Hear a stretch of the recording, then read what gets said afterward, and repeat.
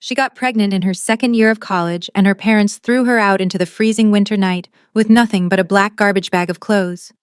12 years later, they decided to show up unannounced to demand a free place to live from the daughter they completely abandoned.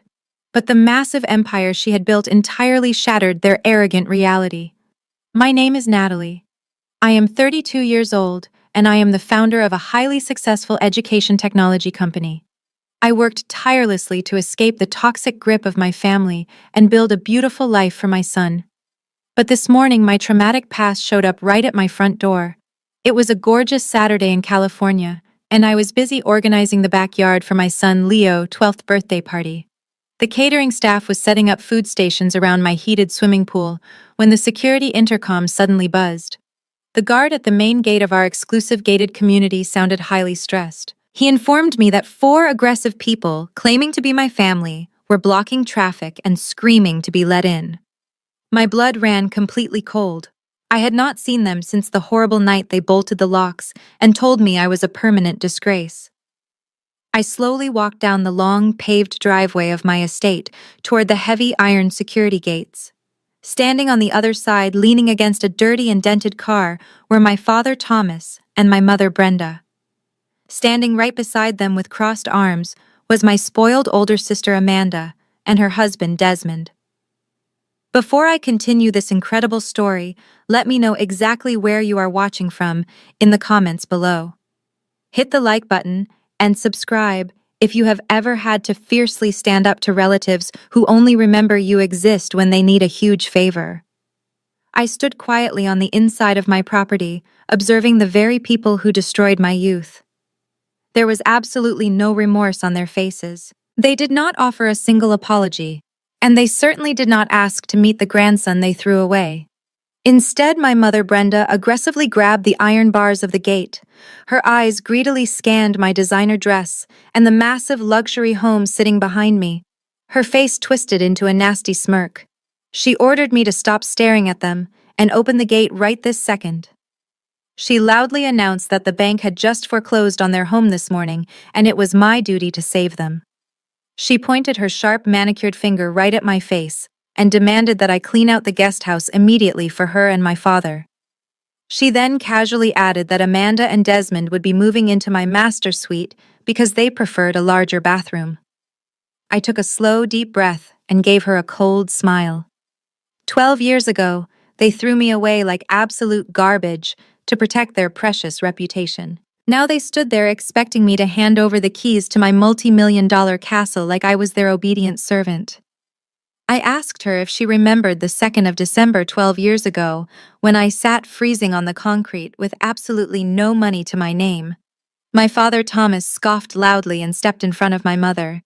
He completely ignored every single word of my trauma. There was absolutely no guilt or regret in his eyes.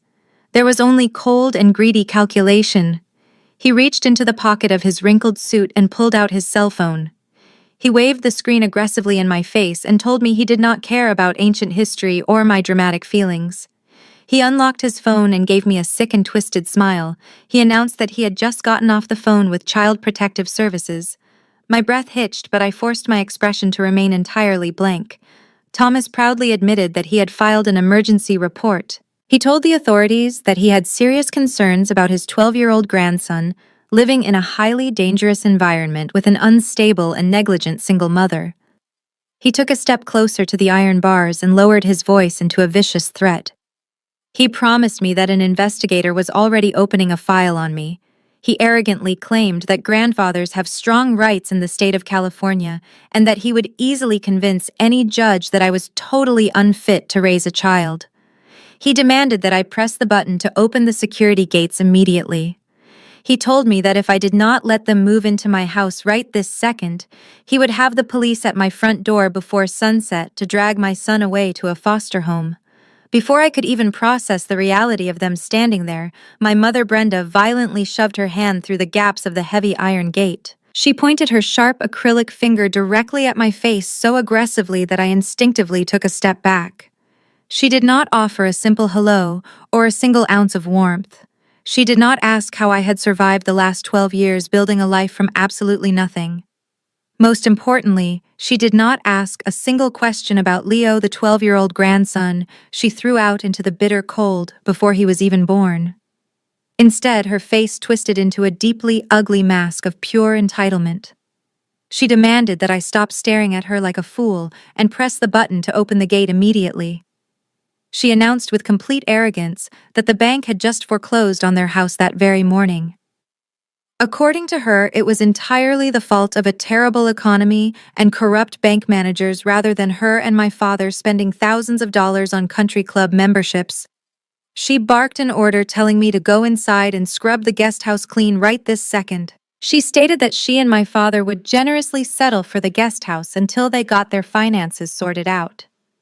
But the absolute audacity did not stop there. My older sister Amanda pushed her way to the front of the gate, holding a shiny designer handbag that probably cost more than a normal person's entire monthly rent. She looked me up and down with absolute disgust, judging my appearance, before glancing greedily at the catering staff setting up by the pool. She complained loudly that it was blazing hot outside and told me to hurry up because her husband Desmond had suffered a stressful week and needed to rest in a comfortable bed. She then casually demanded that she and Desmond would be moving into the main master suite of my house because they required a large space to maintain their lifestyle. Desmond stood right behind her wearing a tailored suit that he clearly could not afford, with a smug grin on his face. He adjusted his expensive sunglasses and let out a loud, arrogant laugh. He told me I owed them this much. He claimed that families are supposed to help each other out during hard times, and since I clearly had plenty of wealth to share, it was my duty to provide for them. I stood completely paralyzed by the sheer disrespect radiating from them. They had not spoken to me in over a decade, and their first words were demands to completely take over my property. They did not care that I was currently hosting a birthday party for the child they threw away. They only saw me as a walking bank account and a free luxury resort. I looked at their entitled, angry faces and realized that they had not changed one bit. They were still the exact same selfish, toxic people who believed the entire world existed solely to serve them. My blood boiled beneath my skin, but I refused to give them the satisfaction of seeing me lose my composure. I took a slow, deep breath and looked directly into my mother's eyes, preparing to completely shatter her ridiculous delusions. I stared directly into my mother's eyes and let a cold, hollow laugh escape my chest. I asked her if she actually remembered the 2nd of December 12 years ago. I reminded her how the snow was falling so hard that the city had issued emergency weather warnings. I was 20 years old, entirely terrified and carrying Leo inside me. I stood in our old living room crying and begging for just one more week so I could figure out a survival plan. But she and Thomas did not care about my survival. I reminded them how they shoved my winter coats into a black trash bag and violently tossed it onto the frozen driveway. I reminded them how they bolted the heavy wooden door shut while I sat on the freezing concrete with absolutely no money and nowhere to go. I looked right at Brenda and repeated the exact vicious words she screamed at me that night. She had called me a permanent stain on their perfect reputation and told me I was completely dead to her. I asked her how she could possibly stand at my gate today, demanding the keys to my mansion and pretending we were a loving family just because her bank accounts were suddenly empty. My father Thomas scoffed loudly and stepped aggressively in front of my mother. He completely ignored every single word of my painful trauma. There was absolutely no guilt or regret in his cold eyes. There was only deep anger and greedy calculation. He reached into the pocket of his wrinkled suit and pulled out his cell phone. He waved the illuminated screen right in my face and told me he did not care about ancient history or my dramatic, overly emotional feelings. He said the only thing that mattered right now was that I was acting like an arrogant and disrespectful daughter who desperately needed to be put in her place. He looked at Amanda and Desmond, who were smirking behind him, feeding off his toxic energy. Thomas unlocked his phone and gave me a sick and twisted smile that made my stomach turn. He proudly announced that he had just gotten off the phone with Child Protective Services. My breath hitched for a fraction of a second, but I forced my facial expression to remain entirely blank. Thomas confidently admitted that he had already filed an emergency report. He told the government authorities that he had serious concerns about his 12-year-old grandson living in a highly dangerous environment with a mentally unstable and negligent single mother. He took a heavy step closer to the iron bars and lowered his voice into a vicious, calculated threat. He promised me that an investigator was already opening a criminal file on me. He arrogantly claimed that grandfathers possess incredibly strong rights in the state of California, and that he would hire the best lawyers to easily convince any judge that I was totally unfit to raise a child. He demanded that I press the button to open the security gates immediately. He looked me dead in the eye and told me that if I did not let them move into my house right this very second, he would have the police at my front door before sunset to drag my son away to a foster home. I looked at my father and realized he was entirely serious about his vicious threat. He was perfectly willing to send armed police officers to traumatize his own grandson just to get his way. The catering staff and all of Leo's friends were already gathered in the backyard enjoying the music. I could not let my son's 12th birthday be destroyed by the flashing lights of police cruisers and a bogus investigation. I swallowed my intense anger and pressed the security button on my remote. The heavy iron gates slowly swung open. I warned them in a cold, stern voice that they were only allowed inside the front foyer for exactly 10 minutes and absolutely nothing more. Thomas offered a highly victorious smirk, clearly assuming he had completely broken my spirit. They eagerly drove their badly dented vehicle up my pristine driveway and disrespectfully parked right on the edge of the manicured grass. I led them into the main house and quickly closed the heavy oak doors, locking out the joyful noise of the backyard party. As soon as they stepped inside my living room, their eyes widened with naked, unchecked greed. My home featured soaring vaulted ceilings, massive crystal chandeliers, and imported Italian marble floors. My brother-in-law Desmond immediately began pacing around the room like he already owned the property. Desmond was a 36-year-old African-American man who always carried himself with an entirely unearned sense of supreme authority. He arrogantly ran his hand over my custom velvet sofa and let out a loud, mocking whistle. He turned to me with a deeply insulting grin and asked what exactly I was doing for a living these days to afford such extreme luxury. He completely ignored the reality that I was a hard-working, dedicated mother.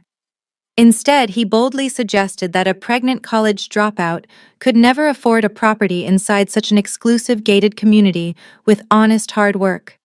He looked over at Amanda and laughed out loud, asking if I had finally found myself a wealthy older sponsor to pay all my expensive bills. He shamelessly implied right to my face that I was either acting as a sugar baby for some rich tech executive or running some sort of illegal underground operation. Desmond casually leaned against my expensive marble kitchen island and crossed his arms with a deeply arrogant posture. He told me that there was absolutely no way a girl who got kicked out with a garbage bag could legally finance a multi-million-dollar estate in California. He loudly bragged that he worked in high-level corporate finance and knew exactly how the real economy operated. He smirked and said he would not judge me for selling my body online, as long as I was willing to share the dirty wealth with the family members who actually mattered. Amanda chimed in with a fake, high-pitched laugh, agreeing that my lavish lifestyle was highly suspicious. They stood directly in my spectacular home, actively insulting my dignity. They genuinely believed I was a helpless, dependent woman, but they were about to face a brutal awakening. Amanda suddenly changed her entire strategy.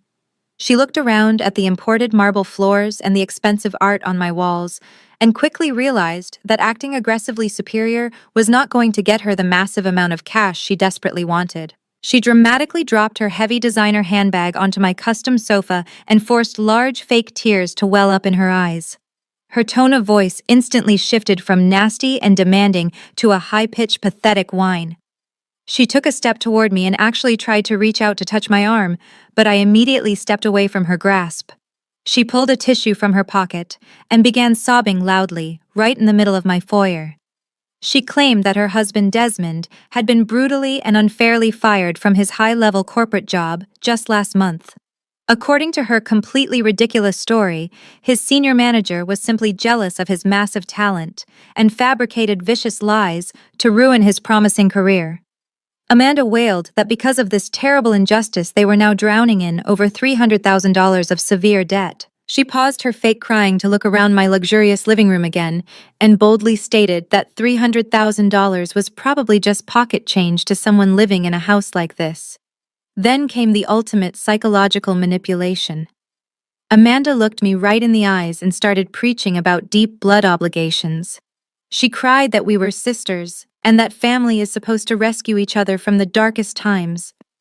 She completely erased the factual reality that she did not lift a single finger to help me when I was pregnant and freezing on the winter street 12 years ago. Instead, she firmly demanded that I write them a check today to clear their entire massive debt. She did not ask for a temporary loan or a payment plan. She demanded a permanent financial gift to fund their reckless lifestyle. My mother, Brenda, immediately chimed in to support this insane level of extortion. She nodded her head vigorously and told me it was the absolute least I could do to save my older sister. Brenda twisted reality yet again by claiming that if they had not kicked me out to suffer, I would never have become this incredibly wealthy. Therefore, in her completely delusional mind, my hard-earned money essentially belonged to them anyway. She crossed her arms and instructed me to call my wealth manager right now and authorize a direct wire transfer to the account Desmond provided so they could finally have some peace of mind. Desmond stood there playing the tragic victim while still managing to look incredibly arrogant. He sighed deeply and said he hated asking for family handouts, but the corporate system was rigged against brilliant financial minds like his. He promised he would pay me back eventually, but the greedy smirk on his face told the exact opposite story.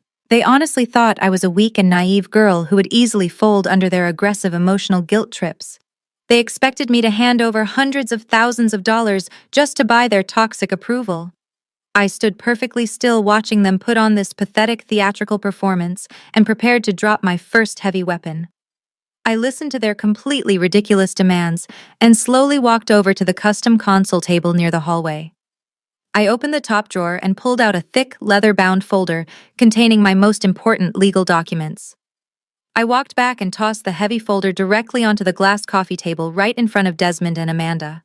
The loud smack of the leather hitting the glass made them all jump. I looked at Amanda and told her to open it and read the name on the official property deed. She hesitated for a second, but her overwhelming greed forced her to reach out and flip open the cover. Her eyes quickly scanned the legal government document, and her jaw completely dropped open in pure shock.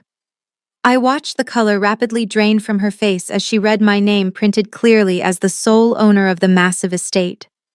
I announced in a clear, firm voice that there was no wealthy older man and no secret underground operation paying my bills. I proudly stated that I am the sole founder and chief executive officer of a highly successful education technology company that I built entirely from the ground up.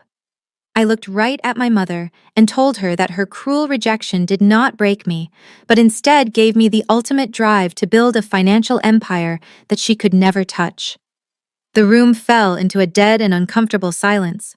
Then I turned my attention directly to Desmond, who was suddenly looking incredibly nervous and avoiding my gaze. I stepped closer to him and told him that running a prominent tech company means I have an extensive network of high-level connections across the corporate finance world. I looked right into his eyes and told him I knew exactly what happened at his previous firm. Amanda quickly tried to defend him, saying his senior boss lied about him, but I immediately raised my hand to silence her. I stated clearly and loudly that Desmond was not fired because his manager was jealous of his incredible talent. I revealed to the entire room that Desmond was terminated because he was caught committing severe corporate embezzlement. I explained that my contacts in the industry confirmed he had been secretly funneling company funds into a private account for over 2 years to pay for Amanda luxury handbags and his expensive suits. I told them his former company only agreed to keep the matter out of criminal court if he signed a strict non-disclosure agreement and agreed to repay the stolen money. That was the real reason they were suddenly drowning in debt and facing immediate foreclosure. I watched Desmond physically shrink back against the sofa as his massive, arrogant ego completely shattered into pieces. He looked frantically at Amanda, whose fake tears had instantly dried up and turned into genuine horror. I crossed my arms and asked my family why I should write a massive check to reward a corporate thief who just walked into my home and insulted my dignity. The heavy silence in the luxurious living room was suddenly broken by my father Thomas. He had been quietly observing the entire situation and running the greedy numbers in his head. He looked down at the thick leather folder on the glass coffee table and realized exactly how much massive wealth I was truly commanding. The fake concern for his grandson's safety completely vanished from his eyes. He stepped right over Desmond, who was still practically shaking in fear on the velvet sofa. Thomas puffed out his chest and tried to regain control of the room by shifting to a completely different psychological tactic. He told me that my little corporate connections and fancy titles did not scare him at all. He stated that I might be a powerful and rich chief executive officer to the rest of the world, but I was still his subordinate daughter, and I still owed him massive respect.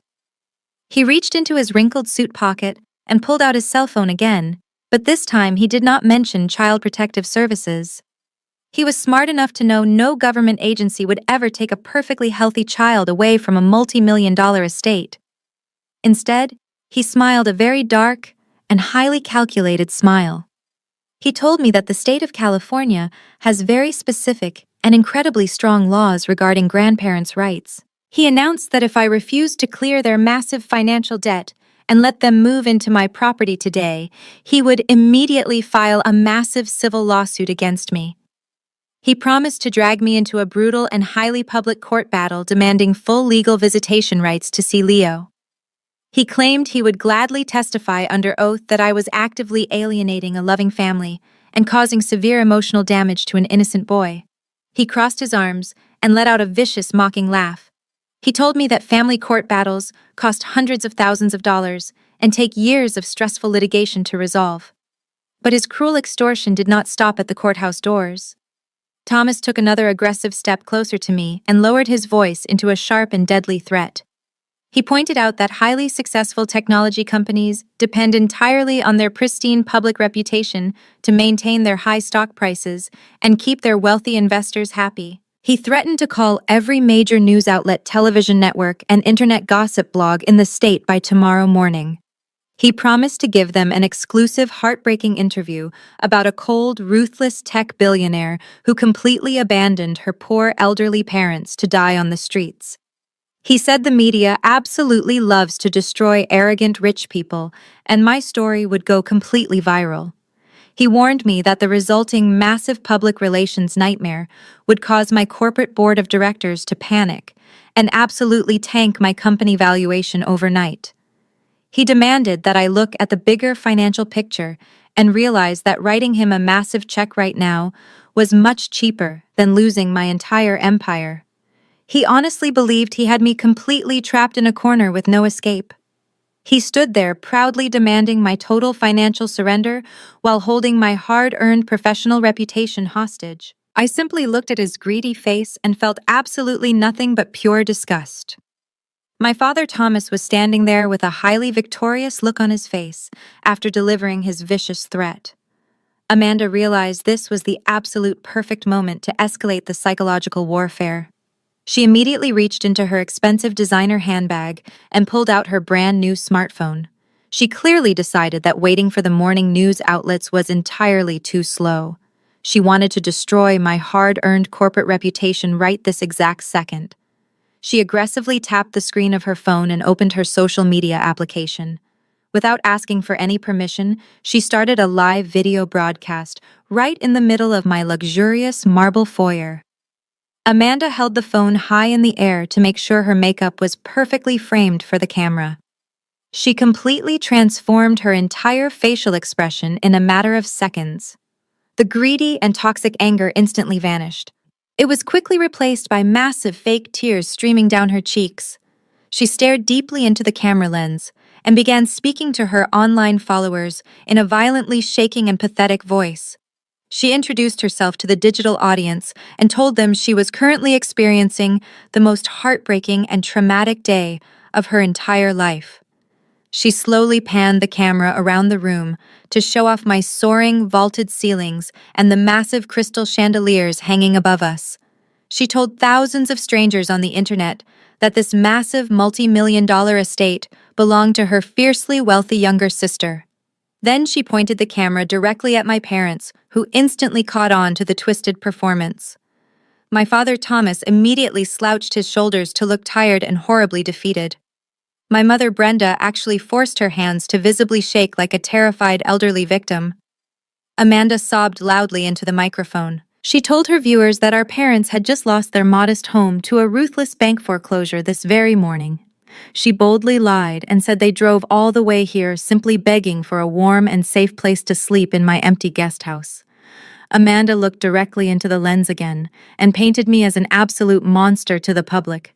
She cried that despite my massive corporate wealth and huge tech empire, I was violently refusing to help the loving people who raised me. She claimed I was throwing our sweet elderly parents out onto the dangerous California streets without a single penny, simply because I was a greedy and heartless person. She told her massive audience that immense wealth had completely corrupted my human soul.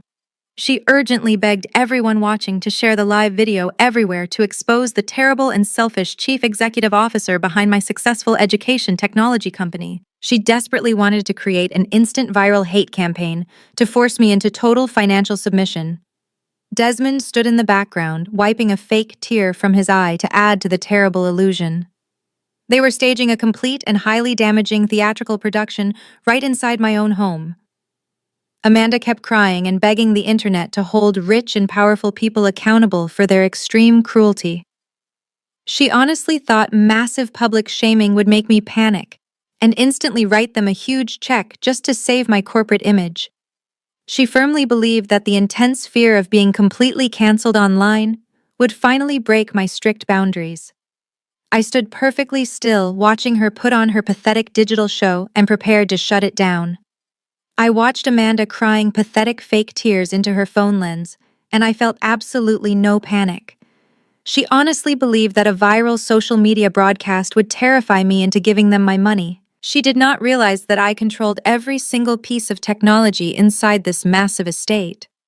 I slowly walked away from the center of the room and moved toward a sleek digital control panel mounted on the wall. I did not raise my voice or try to defend myself to her internet audience. Instead, I calmly entered my administrative passcode and completely disabled the main wireless router for the entire property. Within seconds, the live video broadcast on Amanda's phone instantly froze and crashed. She frantically tapped the glass screen and whined loudly as the application displayed a severe network error. The digital audience of thousands completely vanished into thin air. Amanda looked up at me with pure venom in her eyes and demanded the wireless password so she could continue her digital extortion. I simply smiled and told her that the theatrical performance was officially over. Then I turned my attention back to my father Thomas, who was still standing there acting extremely proud of his legal threats. I took a slow, deliberate step toward him. I looked him dead in the eye and told him that I would absolutely love to go to court with him. I told him that a massive public lawsuit was actually a wonderful idea because a civil trial requires a complete and thorough financial discovery process under oath. I watched the arrogant smirk instantly falter on his face as he desperately tried to figure out my legal strategy. I lowered my voice into a deadly calm tone and brought up a topic they had spent the last 12 years trying to permanently bury. I asked him and my mother Brenda to explain exactly what happened to the private trust fund my grandfather left for me. I saw my mother physically flinch the exact moment those specific words left my mouth. I reminded them that my grandfather had set aside exactly $150,000 legally under my name. I told them the money was strictly designated for my college education and my future financial security. I stated that as my legal guardians at the time, they were the only ones who had the administrative power to touch those specific bank accounts before I turned 21. The atmosphere in the luxurious living room became suffocatingly quiet. Even Amanda stopped tapping her useless cell phone and looked nervously at our parents. Desmond shifted his weight awkwardly, sensing that a massive and dangerous family secret was about to completely detonate right in front of him. I told Thomas that if he called his lawyers or the news media, I would immediately hand over the banking records to a federal forensic accountant. I crossed my arms and stared directly at my parents, demanding to know where every single penny of my trust fund went during the exact same month they kicked me out to freeze. I did not break eye contact with my father as I watched the arrogant smirk completely melt off his face. My mother Brenda took a shaky step backward and actually tried to hide behind Amanda. I raised my voice just enough so that every single person in the massive room could hear the absolute, undeniable truth. I told them that 12 years ago, my unexpected pregnancy was just a very convenient excuse for them to throw me out of the house. The real reason they kicked a vulnerable 20-year-old girl onto the freezing streets was because I was only months away from turning 21. I explained that at 21, I would have gained full legal access to my trust fund, and I would have immediately noticed that the entire account was completely empty. I took another step closer to them, forcing them to face their dark history. I stated that my parents had drained all $150,000 of my secure future to pay for an absurdly lavish event. I turned my head and looked directly at my older sister Amanda, who was suddenly trembling with absolute guilt. I told the room that my college tuition money paid for her incredibly expensive designer wedding dress. It paid for the massive custom ice sculptures, the premium open bar, and the luxurious 3-week honeymoon in the Maldives. I pointed out that they threw me away like garbage simply because they could not afford to let me discover their massive financial crime. I watched my brother-in-law Desmond carefully as the horrifying realization finally hit him. He was a man who loudly prided himself on his corporate financial knowledge and his superior social status. But right at this exact moment, he looked completely physically sick. He took a slow, deliberate step away from his wife. He stared at Amanda and asked her in a quiet, shaking voice if she knew about the stolen money. Amanda burst into fresh tears, but this time they were completely real and full of panic. She could not even look her husband in the eye, confirming her deep involvement in the theft. Desmond realized that his perfect high society wedding was entirely funded by robbing a pregnant college student. His entire marriage started on a massive, sickening lie orchestrated by his fake wealthy in-laws. My father Thomas desperately tried to stutter out a pathetic defense, claiming that parents have the right to use family money however they see fit. But his voice lacked all of its previous toxic power and authority. He knew exactly what he did was legally and morally indefensible. I stood tall in the center of my gorgeous marble foyer, feeling a massive heavy weight finally lift off my shoulders. The dark secret that had ruined my youth was finally out in the open. They were not strict parents teaching me a tough lesson about responsibility. They were simply selfish, cowardly thieves who sacrificed their own daughter to fund a pathetic illusion of wealth. Desmond stared at his crying wife and the parents who had just been exposed as absolute criminals. The sheer reality of his terrifying situation finally settled into his highly calculating brain. He was currently drowning in massive corporate debt from his own embezzlement scandal. He had genuinely believed his wealthy in-laws would simply write a check to save him from total ruin. Now his only remaining financial lifelines were suddenly revealed to be completely broke thieves. He took another large step away from Amanda, as if her massive guilt was a highly contagious disease. He looked directly at my parents with absolute disgust and loudly called them pathetic common criminals. He yelled that he had married into what he thought was a highly respectable and deeply wealthy family. Instead, he found out his entire luxurious lifestyle was entirely funded by robbing an innocent pregnant college student. Amanda reached out to grab the sleeve of his expensive suit jacket, crying frantically and begging him to listen to her side of the story. Desmond aggressively slapped her hand away and told her to never touch him again. He stated in a cold, ruthless voice that he would never allow his pristine corporate reputation to be tied to a family of convicted thieves. The absolute unbelievable irony of a fired corporate thief calling someone else an embezzler was completely lost on him. Desmond quickly turned his entire attention back to me. His angry expression instantly vanished and was completely replaced by an incredibly slick and deeply fake professional smile. He smoothed down the lapels of his suit and took a confident step toward where I was standing in the center of the foyer. He suddenly started speaking to me like we were old college friends closing a massive business deal together. He told me that he completely understood my intense anger toward these horrible and toxic people. He claimed that he was actually a completely innocent victim of their massive deception just like I was. He boldly suggested that we should team up right now to completely destroy them both legally and financially. He looked around at my soaring marble ceilings again and let out a low whistle of pure greedy appreciation. He told me that a massive technology empire like mine required highly aggressive financial leadership to protect it from greedy leeches like my parents. Desmond stood right in my gorgeous home and actually pitched himself for a high-level executive job. He puffed out his chest and confidently offered his elite corporate services to my multi-million-dollar company.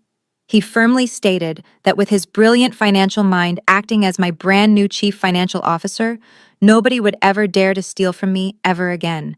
He proudly promised to use his aggressive corporate tactics to ruthlessly cut my parents and Amanda out of my life forever. He honestly believed he was being incredibly charming and highly persuasive.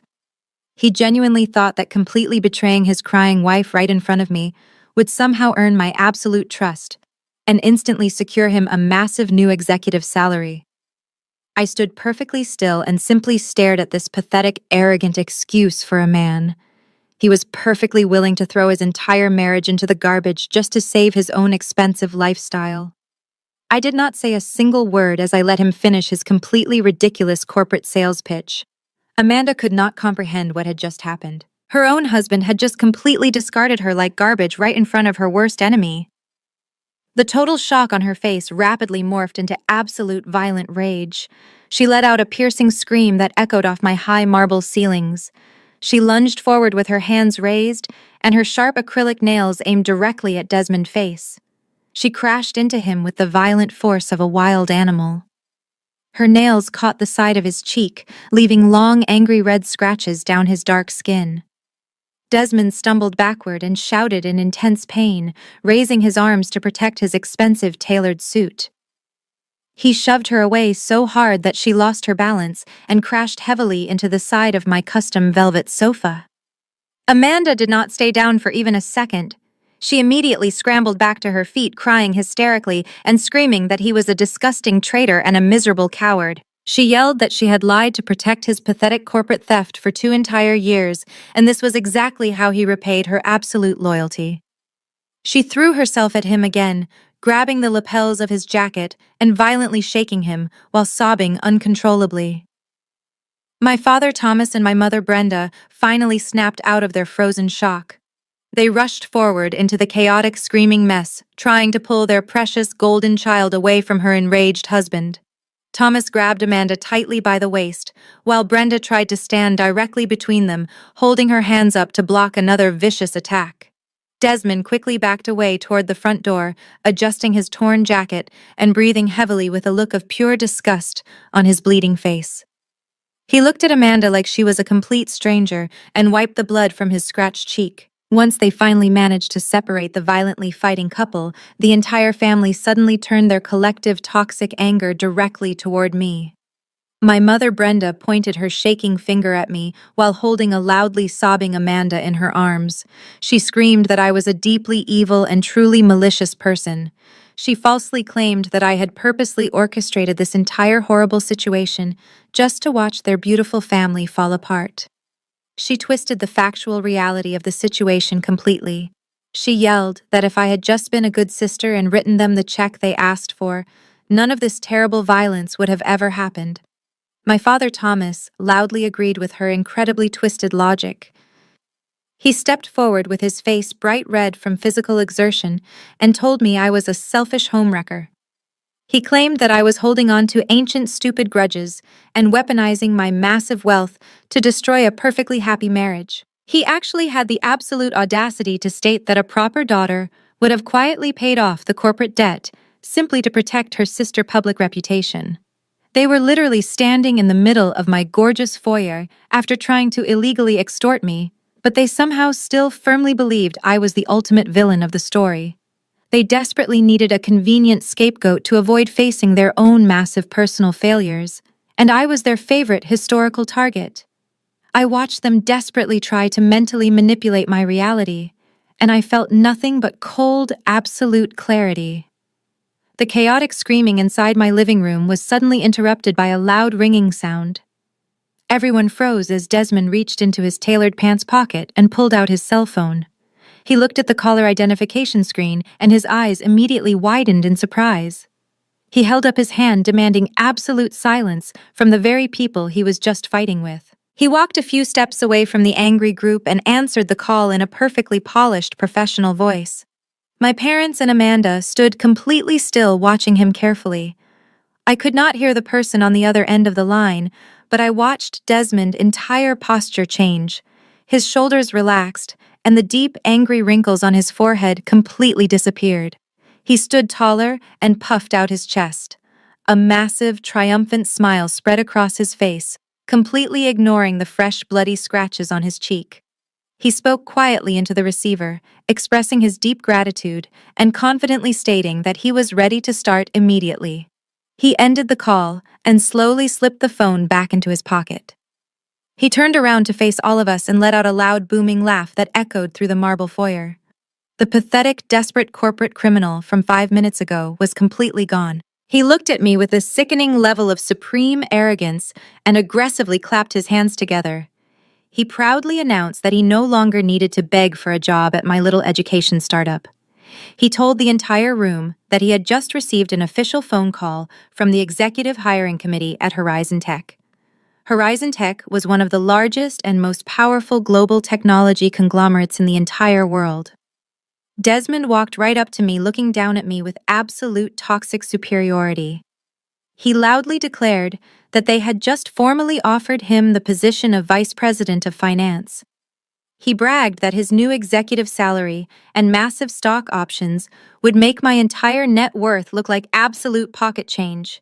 He loudly stated that his new signing bonus alone was more than enough to pay off all his corporate debt by the end of the week. He claimed that a minor embezzlement misunderstanding at his old firm meant absolutely nothing to a giant corporation that recognized his true financial genius. He looked over his shoulder at Amanda and my parents with pure disgust.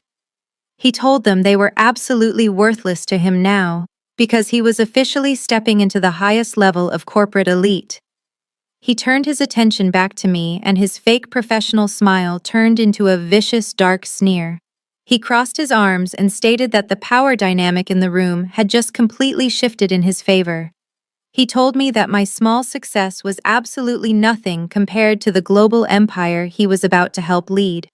He firmly believed that with the massive legal and financial backing of Horizon Tech, he was now completely untouchable. He honestly thought he had just won the ultimate victory and that he could easily crush anyone who stood in his way. Desmond took another aggressive step toward me, completely energized by his sudden stroke of incredible luck. He looked down at me with pure hatred and told me that my brief moment of acting like a powerful executive was officially over. He stated that Horizon Tech possessed a legal department filled with the most ruthless corporate lawyers in the entire country. He proudly announced that as a top senior executive, he would have full unlimited access to their massive legal resources. He promised to use every single ounce of his new corporate power to completely destroy my life. He reminded me of the terrifying threat my father Thomas had made earlier about calling Child Protective Services. Desmond smiled a sick and twisted smile and told me he was going to personally fund that entire legal battle. He claimed he would hire the absolute best family law attorneys in the state of California to completely strip me of my custody rights. He stated that no judge in the world would ever let a child stay with a mother who maliciously lies to destroy her own family. He boasted that he would ensure Leo was placed in a proper home with real values while I rotted away in a tiny apartment. He then took his vicious threats to an entirely new level. He told me he was also going to file a massive defamation lawsuit against me for daring to call him an embezzler in front of his wife. He claimed that my entirely factual statements were actually malicious slander designed to ruin his pristine professional reputation. He promised to sue me for tens of millions of dollars in punitive damages. He stated that his team of expensive corporate lawyers would bury my small education technology company in endless legal paperwork until I was completely bankrupt. He looked at my beautiful marble foyer and laughed out loud, claiming that he would eventually win this entire estate in the settlement. He bragged that he would move his entire family into my house and sleep in my master bedroom while I was forced to work a minimum wage job just to survive. He honestly believed his new executive title made him completely invincible to any consequences. He told me I had made a massive mistake by refusing to write him a simple check when he politely asked earlier. He said the price for my extreme arrogance was going to be the complete and total loss of my son and my entire business empire. He stood there towering over me, completely drunk on his own fake power and sudden financial victory. He was fully convinced that he had just delivered the ultimate crushing blow to my confidence. He stared into my eyes, expecting to see absolute terror and total submission. He expected me to immediately drop to my knees and beg for his absolute mercy. I simply stood there maintaining direct eye contact and letting him dig his own corporate grave. Amanda watched the entire exchange with wide, greedy eyes. The deep, bloody scratches she had just clawed into her husband's face no longer mattered to her at all. She completely forgot her violent rage and her hysterical crying from just a moment ago. Her highly calculating brain quickly processed the massive financial implications of the phone call. Desmond was no longer a disgraced, unemployed corporate thief. He was suddenly a highly paid senior executive at one of the most powerful technology conglomerates in the world. Amanda immediately realized her luxurious lifestyle and her expensive designer handbags were entirely safe. She quickly wiped the remaining tears from her face and smoothed down her ruined hair. She took a step toward Desmond and completely changed her entire personality in a matter of seconds. She gently reached out and wrapped her arms tightly around his expensive tailored suit jacket. She looked up at him with massive, fake, adoring eyes and loudly apologized for her emotional outburst. She claimed she was just incredibly stressed about their temporary financial situation and never actually meant a single angry word she said. She praised his brilliant financial mind and told him she always knew he was destined for absolute corporate greatness.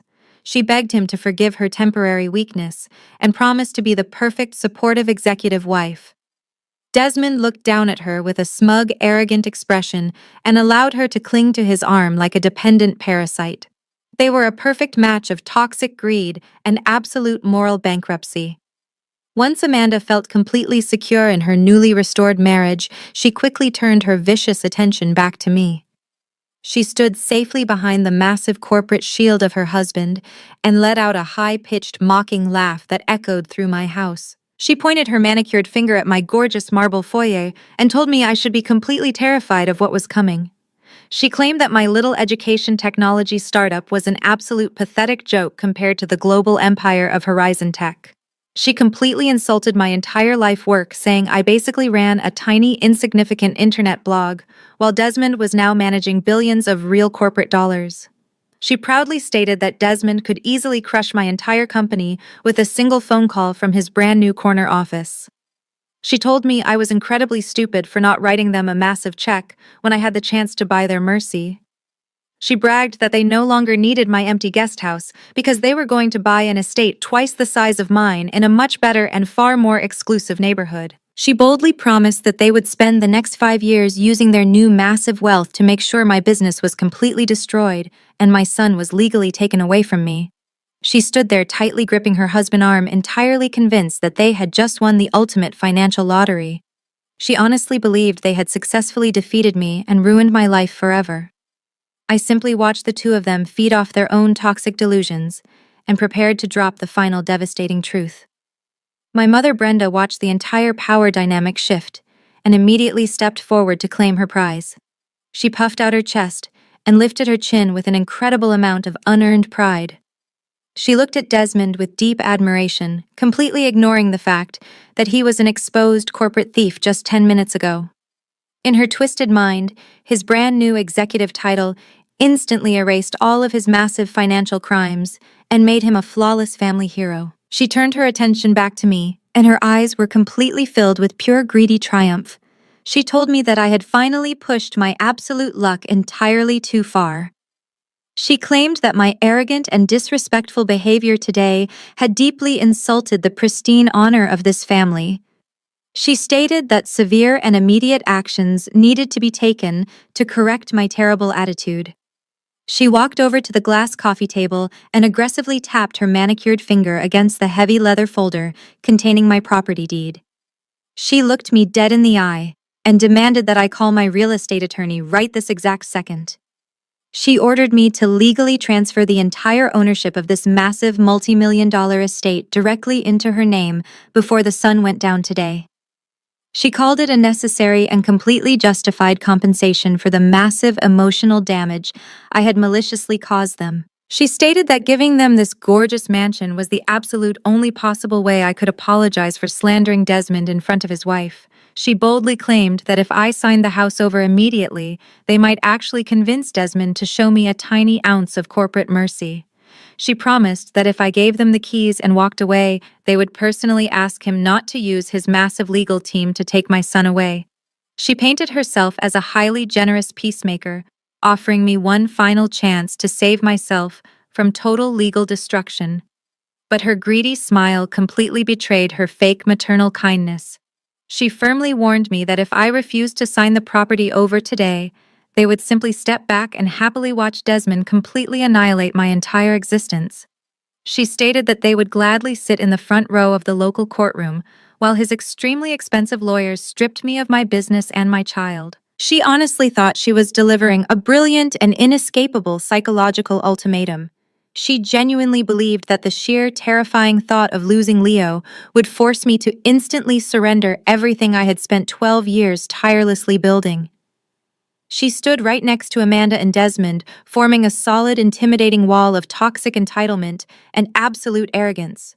They were all staring at me eagerly, waiting for me to finally break down crying and desperately beg for their ultimate forgiveness. I looked at the three of them standing proudly in my gorgeous home, entirely convinced of their total, undeniable victory. I took a slow, deep breath and prepared to completely shatter their brand new corporate fantasy. I listened to my mother demand my multi-million-dollar home as an apology for her own ridiculous behavior. The absolute pure insanity of her request hung heavily in the air. I looked at the three of them standing shoulder to shoulder like a victorious army of arrogant parasites. They genuinely expected me to break down in terrified tears and surrender my entire life to them. Instead of crying, a low rumble started deep inside my chest. It grew louder and louder until I tilted my head back and let out a genuine echoing laugh. I laughed so hard that tears actually formed in the corners of my eyes. My sudden outburst of pure amusement completely shattered their intimidating wall of toxic entitlement. My mother Brenda took a confused step backward, looking at me like I had completely lost my mind. Amanda scowled deeply and crossed her arms tightly across her chest. Desmond glared at me with absolute fury, demanding to know what I found so incredibly funny about my own impending legal destruction. I took a slow, deep breath to calm my laughter and wiped a single tear of pure joy from my cheek. I looked directly into Desmond's angry eyes and told him I found his brand new corporate arrogance absolutely hilarious. I told him he was acting like a powerful king when he was really just a pathetic pawn on my giant chessboard. Before he could even open his mouth to scream another vicious threat, I raised my right hand in the air. I snapped my fingers once.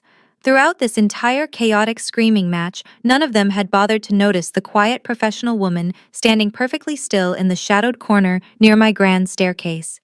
She was my personal executive assistant, and she had been silently observing every single second of their pathetic extortion attempt. At my command, she stepped out of the shadows and walked calmly across the imported Italian marble floor. Her high heels clicked sharply against the stone, breaking the tense silence in the room. Desmond and Amanda stared at her in complete confusion as she approached the glass coffee table. She was holding a sleek black leather folder secured with a heavy metal clasp. The front of the thick folder featured a bright red stamp marking the contents as strictly confidential. She did not say a single word to my toxic family members. She simply placed the heavy black folder directly on top of my property deed, right in front of Desmond. She then took 2 respectful steps backward and stood silently behind my right shoulder like a loyal corporate soldier. I looked down at the confidential folder and then looked back up at Desmond. I told him that running a massive technology empire requires knowing absolutely everything about the corporate landscape. I warned him that he should always read the fine print before celebrating a major victory. I rested my hand flat on the black folder and prepared to unleash my ultimate weapon. I slowly unfastened the heavy metal clasp of the confidential black folder. The entire room was completely silent as I opened the cover and revealed the thick stack of legal documents inside. I looked directly at Desmond and told him that the global technology industry is actually an incredibly small world. I congratulated him again on his brand new executive position at Horizon Tech. I told him it was a highly impressive title for a man with such a terrible financial history. But then I asked him if he had read the morning financial news before he came to my house to demand my money. Desmond frowned and shifted his weight, looking suddenly unsure of his massive victory. I explained that Horizon Tech had been struggling with severe internal debt for the past 6 months. I told him that the executive hiring committee was desperately trying to bring in aggressive new talent to save their sinking ship. I stated that their desperate situation made them the perfect target for a massive corporate buyout. I watched Desmond's face drop as his brilliant financial mind finally started connecting the pieces. I calmly announced that a massive private investment conglomerate called Lumina Holdings had been secretly negotiating a total acquisition of Horizon Tech for several weeks. I told the room that the final purchase agreement was officially signed and legally sealed at exactly 8 o'clock this very morning. Horizon Tech was now entirely owned and operated by Lumina Holdings. Desmond stared at the legal documents sitting on my glass coffee table, and his breathing became extremely shallow. He tried to speak, but absolutely no words came out of his mouth. My parents and Amanda stood frozen in confusion, not fully understanding the massive corporate terminology. But Desmond understood perfectly well that his new empire was suddenly under new management. I pushed the open folder across the table directly toward him. I firmly instructed him to look at the final page of the buyout agreement and read the name of the person who authorized the multi-billion-dollar purchase. Desmond slowly leaned forward and looked at the bold signature at the bottom of the page. His eyes widened in absolute sheer terror, and his entire body began to visibly shake. The color completely drained from his face, leaving him looking physically sick. He looked up at me, completely paralyzed by the horrifying truth staring back at him. I stood tall in my gorgeous marble foyer and delivered the final devastating blow to his massive, arrogant ego. I stated in a loud, clear voice that I am the founder of my education company, but I am also the absolute majority shareholder and the chairman of the board for Lumina Holdings. I told him that I personally own the entire conglomerate that just bought his new company. I watched the arrogant executive realize that the vulnerable woman he just threatened to completely destroy was actually his absolute highest boss. He had just declared total war on the sole owner of his brand new corporate empire. I did not give Desmond a single second to recover from the massive shock. I reached into my pocket and pulled out my cell phone. I unlocked the screen and opened my private corporate email account. I looked directly at Desmond and told him that as the chairman of the board, I have absolute, unquestionable authority over all executive hiring decisions across the entire conglomerate. I told him I had just sent a highly urgent message to the current chief executive officer of Horizon Tech. I held my phone up and began reading the official corporate email out loud, slowly and clearly, so my entire toxic family could hear every single devastating word. I read that effective immediately, the employment offer extended to Desmond for the position of Vice President of Finance was permanently and irrevocably revoked. I stated in the official message that a thorough internal background check had revealed severe and undeniable instances of corporate embezzlement at his previous firm. I read the final and most destructive sentence of the email. I officially ordered the Global Human Resources Department to place Desmond on the permanent industry blacklist for extreme ethical violations. I lowered my phone and explained to him exactly what that meant. I told him that Lumina Holdings directly controls over 40% of the global financial technology sector. I stated that being placed on my specific corporate blacklist meant that his name would be permanently flagged in every major financial database in the entire country. I promised him that no reputable bank, investment firm, or corporate office would ever trust him to manage a single penny of their money ever again. His entire career in high-level finance was completely dead, and I was the one who personally signed the execution order. Desmond stared at me with wide, terrified eyes as the absolute reality of his permanent ruin finally crushed him. The massive executive salary, the incredible stock options, and the arrogant power he had bragged about just 10 minutes ago were entirely gone forever. He realized he was drowning in hundreds of thousands of dollars of debt with absolutely no way to ever pay it back. His breathing became incredibly fast and shallow as a massive panic attack completely took over his body. His legs literally gave out beneath him. The expensive tailored suit he wore could not hide the fact that he was now a completely broken and ruined man. He collapsed heavily onto my imported Italian marble floor. He landed hard on his knees and stared blankly at the ground, completely unable to comprehend the massive scale of his total defeat. Amanda screamed his name and dropped to the marble floor next to him, grabbing his shoulders, but he did not even look at her. My father Thomas and my mother Brenda stood frozen in absolute sheer terror, watching the most successful person in their fake wealthy family get completely destroyed in less than 5 minutes. I stood tall over Desmond, looking down at his pathetic, trembling form. He had tried to use his temporary corporate power to steal my son and ruin my life. Now he was going to spend the rest of his miserable life paying for that massive miscalculation. Amanda stared at her husband collapsed on the floor, and her highly calculating brain immediately shifted gears.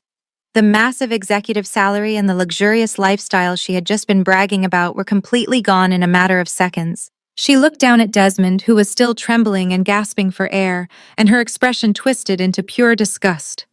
She realized that staying married to a permanently blacklisted corporate thief meant a lifetime of extreme poverty and massive legal debt. Without a single ounce of hesitation, she violently shoved his shoulder, pushing him further down onto the cold marble floor. She scrambled away from him as if his sudden financial ruin was a deadly contagious disease. She refused to let his massive failure drag her down into the dirt. She quickly crawled across the imported Italian marble floor directly toward me. She completely abandoned the man she had sworn to love and support just 5 minutes ago. She stopped right at my feet and practically threw herself onto her knees in total, absolute submission. She reached out and desperately grabbed the hem of my silk designer dress. Her face was completely covered in thick running mascara and genuine, terrified tears. She looked up at me with wide, frantic eyes and began begging for my absolute mercy in a loud, pathetic voice. She screamed that she had absolutely no idea Desmond was a convicted corporate criminal. She shamelessly lied and claimed he had maliciously manipulated her and forced her to go along with his horrible extortion plan today. Amanda sobbed uncontrollably and told me she was completely terrified of him and his dark secrets. She begged me not to legally punish her for the disgusting financial crimes of her ruined husband. She loudly promised that she would contact a lawyer and file for a legal divorce this exact afternoon. She swore she would sign any legal documents necessary to completely sever all financial and personal ties with him forever. She told me she would leave him with absolutely nothing and happily testify against him in court just to prove her ultimate loyalty to me. She looked around my gorgeous soaring foyer and desperately pleaded for a tiny ounce of sisterly compassion. She cried that she had nowhere else to go and absolutely no money to her name. She begged me to just let her move into the empty guest house all by herself. She promised she would be completely invisible and never bother me or my son ever again. She offered to clean my massive estate, wash my expensive cars, and work as my personal maid just to earn her keep. She was perfectly willing to completely destroy her entire marriage and completely humiliate herself just to secure a free luxury place to live. She looked up at me eagerly, waiting for me to accept her pathetic offer of absolute surrender. She honestly believed that ruthlessly throwing Desmond under the bus would magically erase 12 years of her extreme cruelty and toxic behavior. I looked down at my older sister kneeling on my floor like a desperate broken beggar and felt absolutely no pity for her shattered reality. I looked down at Amanda crying on my floor and felt absolutely nothing. I did not offer her a single word of comfort or agree to any of her desperate, ridiculous deals. I simply stepped over her shaking body and turned my full attention back to my parents. My father Thomas and my mother Brenda were slowly backing away toward the heavy oak front doors. They had just watched their favorite son-in-law get completely destroyed and their precious golden child beg for mercy like a pathetic coward. They finally realized that they had walked directly into a massive trap. I looked at my executive assistant and gave her another slight nod. She stepped forward again and flipped open the heavy black folder to the second section. She pulled out a thick stack of official government papers and placed them neatly on the glass coffee table right next to the corporate buyout agreement. I looked at Thomas and Brenda and told them we were not quite finished settling our historical family debts. I reminded them about the $150,000 trust fund they maliciously stole from me 12 years ago. I stated that unfortunately the standard legal statute of limitations for criminal theft had already expired in the state of California. My father let out a small, pathetic sigh of relief, clearly thinking he had miraculously escaped legal punishment for his massive financial crime. But I immediately smiled a cold, ruthless smile and completely crushed his temporary hope. I told him that while the local police could no longer arrest him for stealing the money, there was another powerful government agency with much longer and far more aggressive memories. I pointed directly to the thick stack of papers on the table.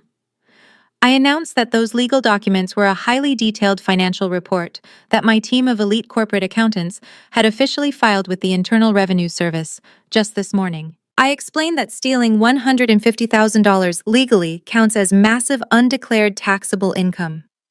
I told them that the federal government takes severe tax evasion incredibly seriously. I stated that they never paid a single penny of federal taxes on the stolen money they used to fund Amanda's luxurious designer wedding. I warned them that a massive federal audit was already completely underway. I promised that the government would aggressively pursue them for the original tax amount, plus 12 years of severe compounding interest and massive criminal fraud penalties. I watched my mother Brenda physically stumble backward as the absolute terror of a federal investigation washed over her. I told them the tax agency would ruthlessly seize their remaining bank accounts, garnish their modest retirement pensions, and strip them of absolutely everything they had left to their names. I stated that they came to my house today, aggressively trying to extort me for a free luxury place to live. I told them that instead, they were going to leave my property facing massive federal tax evasion charges and potential prison time. They stood entirely frozen in my beautiful foyer, completely trapped by their own historical greed. My father Thomas stared at the stack of tax documents and began to visibly hyperventilate. He had always believed he was incredibly smart for finding a legal loophole in the statute of limitations for grand theft. He never once considered that the federal government does not forgive undocumented income, regardless of how it was acquired. I stepped back and allowed my executive assistant to break down the exact terrifying math for my parents. She calmly explained that the initial stolen amount of $150,000 was only the very beginning of their financial nightmare. She stated that the Internal Revenue Service applies severe daily compounding interest on all unpaid taxes. She told them that hiding this stolen wealth for 12 entire years had multiplied their original debt into an absolutely massive and entirely unpayable financial penalty. My mother Brenda began to aggressively shake her head back and forth, completely refusing to accept her terrifying new reality. She loudly insisted that the government could never touch their secure retirement funds because they were legally protected elderly citizens. My assistant simply turned the page of the federal complaint and pointed to a highly specific legal clause highlighted in bright yellow ink. She read aloud the federal tax regulations stating that severe cases of deliberate criminal fraud completely bypass all standard pension protections. She explained that the government would legally drain every single penny of their monthly retirement checks before they ever saw the money. She promised them they would spend the rest of their elderly lives working terrible minimum wage jobs just to afford basic groceries. The absolute arrogant confidence that had fueled their aggressive home invasion was completely eradicated. They suddenly realized they had traded their daughter for a lavish wedding, and now the ultimate bill was finally due. The heavy reality of spending their final years in extreme poverty instantly broke my father completely. Thomas clutched his chest with both hands and let out a loud, dramatic groan. He staggered backward and heavily leaned against the solid oak front doors. He squeezed his eyes shut and began panting heavily loudly, claiming that his heart was failing under the extreme emotional distress. He dramatically slumped down onto the marble floor right next to Desmond and Amanda in a pathetic attempt to pause the confrontation. He honestly expected me to instantly panic and completely forget about the devastating federal tax audit. He believed faking a severe medical emergency would force me to drop the legal charges and immediately forgive his massive crimes. He groaned loudly again and demanded that someone bring him a glass of expensive water and a comfortable pillow. I simply looked down at his pathetic theatrical performance and pulled out my cell phone once again. I looked directly at his tightly squeezed eyes and prepared to completely ruin his final desperate escape plan. I stared down at my father Thomas as he rolled around on my expensive marble floor, clutching his chest and groaning loudly. He genuinely thought that pretending to have a massive heart attack would instantly make me panic and forget all about the federal tax investigation. He expected me to drop to my knees and desperately beg him to stay alive while completely forgiving his 12 years of extreme financial abuse. My mother, Brenda, immediately joined his pathetic theatrical performance. She dropped to her knees right next to him and began screaming that I was literally murdering my own father with my cruel and selfish behavior. She demanded that I run to the kitchen and fetch him some water and a comfortable pillow immediately. I simply stood perfectly still and watched them act out their completely ridiculous medical drama. I did not rush to the kitchen, and I certainly did not offer him a single ounce of sympathy. Instead, I unlocked my cell phone and calmly dialed the emergency services number. I held the phone to my ear and waited for the operator to answer. I spoke in a highly clear and entirely professional voice. I informed the emergency operator that an elderly man was currently experiencing a severe cardiac event inside my home.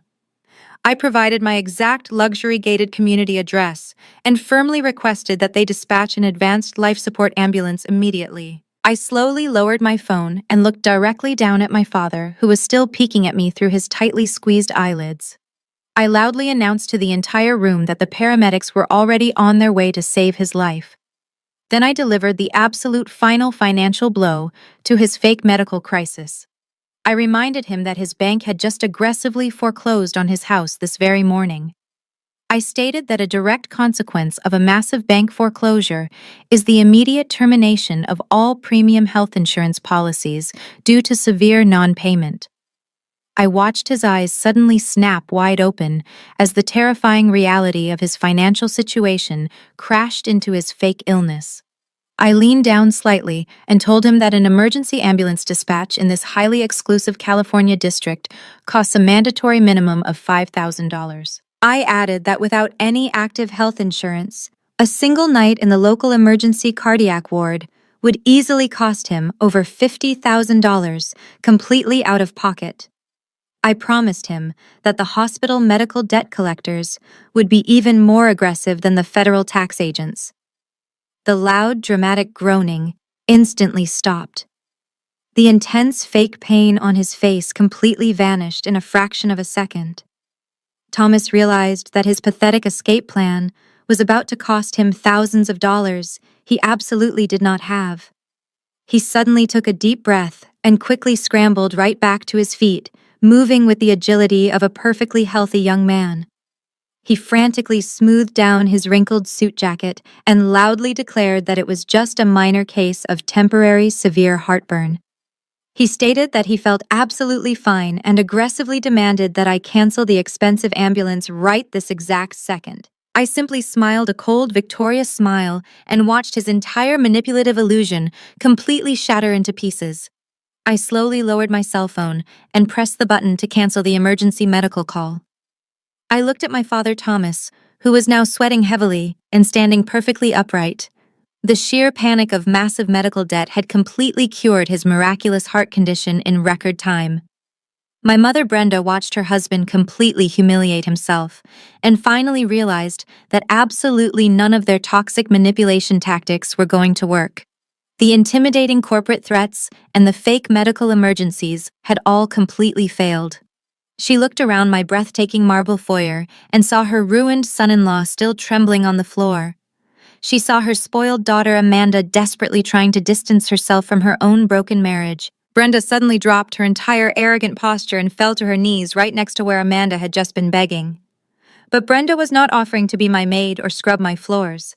Instead, she decided to weaponize the very last piece of psychological ammunition she had left. She looked up at me with genuine, desperate tears streaming down her wrinkled face and began screaming about the sacred bonds of family.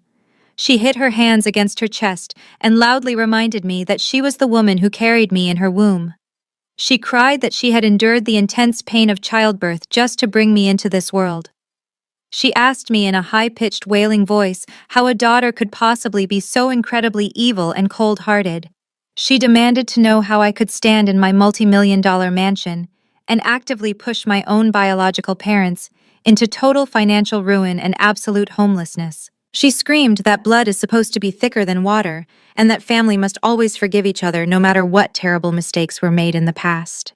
She sobbed heavily and asked if my massive corporate wealth had completely destroyed my human soul. She aggressively pointed at my face and accused me of happily watching my own mother and father die a slow and miserable death on the freezing California streets. She wailed that no amount of past trauma could ever justify throwing away the sacred rules of biology and parental respect. She desperately tried to paint herself as the ultimate tragic victim of an ungrateful and highly abusive billionaire daughter. She honestly believed that throwing massive amounts of maternal guilt at me would finally break my strict boundaries and force me to write them a massive check. She kneeled on my floor loudly, demanding absolute forgiveness, simply because we shared the exact same genetic code. I stood perfectly still and let her completely exhaust her pathetic emotional performance. I looked down at the woman who had brutally thrown me into the freezing winter night 12 years ago, and I felt absolutely no biological connection to her whatsoever. I listened to my mother scream about the sacred bonds of family and her painful sacrifices. I looked down at her fake tears and felt absolutely nothing but cold indifference. I told her that the biological daughter she was crying about died on a freezing concrete driveway 12 years ago. I stated that the woman standing in front of her today was simply the chief executive officer of a massive financial empire. I slowly walked back to the glass coffee table and picked up the heavy black leather folder one final time. I told my parents that I had one last piece of corporate business to discuss before I threw them all out of my house. I reached into the very back pocket of the folder and pulled out a single crisp white document. I held it up so the bright chandelier light caught the official government notary stamps at the bottom. My father Thomas immediately stopped rubbing his fake bad heart and stared at the paper with intense suspicion. My mother Brenda slowly stopped her pathetic sobbing and wiped her face, looking completely confused. I placed the document gently on top of the massive federal tax evasion file. I told them to look very closely at the legal heading printed boldly at the top of the page. I announced that it was an official debt purchase agreement. I reminded them that they came to my house today violently demanding my guest house because a ruthless bank had just foreclosed on their property this very morning. I told them they were incredibly quick to blame a terrible economy and corrupt bank managers for their sudden homelessness. I explained that massive commercial banks rarely handle their own messy property foreclosures anymore. I stated that financial institutions prefer to quietly sell off bad, distressed debt to private investment firms for a fraction of the total cost. I watched my father's face turn completely pale as his highly manipulative brain finally connected the final dots.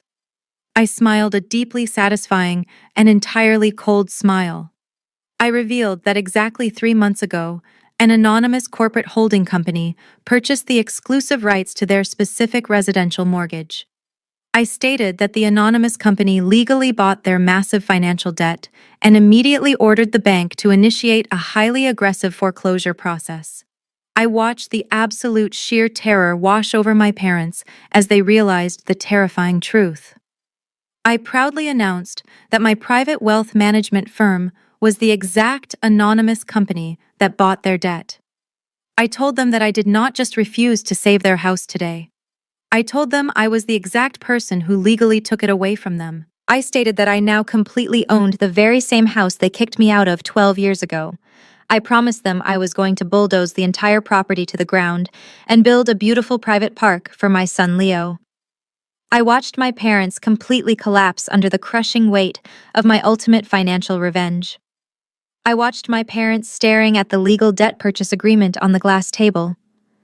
For a brief second, a tiny spark of pathetic hope actually returned to my mother's eyes. Brenda probably thought that since her own biological daughter secretly owned her house, she was suddenly safe from the ruthless commercial bank. She honestly might have believed that I bought her massive mortgage simply to keep the beautiful property inside the family. I took a step closer to her and completely crushed that ridiculous delusion into absolute dust. I looked directly into her hopeful eyes and told her I did not spend millions of dollars to rescue her from her own financial stupidity. I stated clearly that I bought the exclusive rights to her house for one highly specific reason. I wanted to be the exact person who legally threw her out onto the street. I reached into the heavy black leather folder for the absolute final time. I pulled out a single sheet of bright yellow paper, legally stamped by the county sheriff department. I dropped the heavy yellow document right on top of the corporate buyout agreement and the federal tax evasion file. I told my father Thomas to read the bold black letters printed at the top of the yellow page. I announced to the entire room that it was a formal and legally binding notice of immediate eviction. I explained that standard bank foreclosures usually give the disgraced homeowners at least 30 days to pack their belongings and find a cheap apartment. But I reminded them that I am not a standard commercial bank. I told them I am a highly motivated private investor with massive legal resources and a very long memory. I stated that I had my elite team of corporate lawyers petition the local judge to expedite the eviction process due to their severe financial fraud. I proudly announced that the judge completely agreed with my legal team and signed the immediate eviction order early this morning. I looked at Thomas and Brenda and told them the yellow paper meant they had absolutely 0 days left to pack their bags. I told them that while they were busy driving here to aggressively demand my luxury guest house, a team of private security contractors was already at their property. I stated that the security team had already legally changed every single lock on the front and back doors. I explained that all of their expensive furniture and useless country club clothes were currently locked inside a house they no longer had any legal right to enter. I stood tall in the center of my gorgeous imported marble foyer and delivered my absolute final verdict. I told them they were officially and completely homeless as of this exact second. I reminded them of the freezing winter night 12 years ago when they violently threw me out with absolutely nothing but a black garbage bag. I told them I had spent over a decade building a massive financial empire just so I could finally return that exact same favor. I looked at my ruined parents, my shattered sister, and her permanently blacklisted husband, and told them my personal bank was officially closed. The heavy silence in my living room was suddenly broken by the sound of genuine weeping. My mother Brenda completely collapsed onto the marble floor right next to Amanda and Desmond. She covered her face with both hands and let out a loud, agonizing wail that shook her entire body. The massive, arrogant wall of entitlement had finally been completely demolished.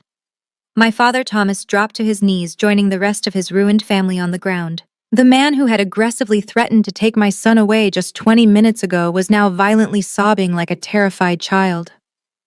They finally understood that there was absolutely no escape from the massive legal and financial traps I had carefully set for them. Their expensive clothes and fake wealthy attitudes meant absolutely nothing now. They were officially homeless, completely broke, and facing severe federal criminal charges. Thomas looked up at me with a face entirely red and swollen from his pathetic tears. He clasped his hands together in front of his chest and began begging for his actual survival. He told me he completely understood that they deserved every single piece of my intense anger. He apologized for throwing me out into the snow and claimed he had regretted it every single day of his life. It was a massive and pathetic lie, but he was desperate enough to say absolutely anything to survive. He swore they would never ask for my luxury guest house or a master bedroom ever again. He begged me to just let them sleep on the cold concrete floor of my parking garage. He promised they would sleep on thin old mattresses and stay completely hidden out of my sight. Brenda grabbed the bottom of my dress again and added her pathetic voice to his desperate pleas. She cried that she was an old, fragile woman who would not survive a single week living on the dangerous city streets. She swore she would wash my expensive cars and scrub the oil stains off the garage floor just to earn a small corner to sleep in. Amanda and Desmond quickly chimed in, begging to be allowed into the garage as well. The highly successful corporate executive and his spoiled designer wife were now practically fighting my elderly parents for the right to sleep next to my vehicles. They promised to eat my leftover garbage and never ask for a single penny of my massive wealth. I looked down at the four of them crying and groveling at my feet like miserable broken animals. 12 years ago, I had begged them for just one more week in my warm childhood bedroom. I had cried and pleaded on my hands and knees while the freezing snow fell violently around my pregnant body. They had looked at me with pure, absolute disgust and slammed the heavy wooden door directly in my face. Now they were on their knees, desperately begging to sleep on the exact same kind of cold concrete they had forced me onto. The absolute poetic justice of the entire situation was incredibly satisfying to witness.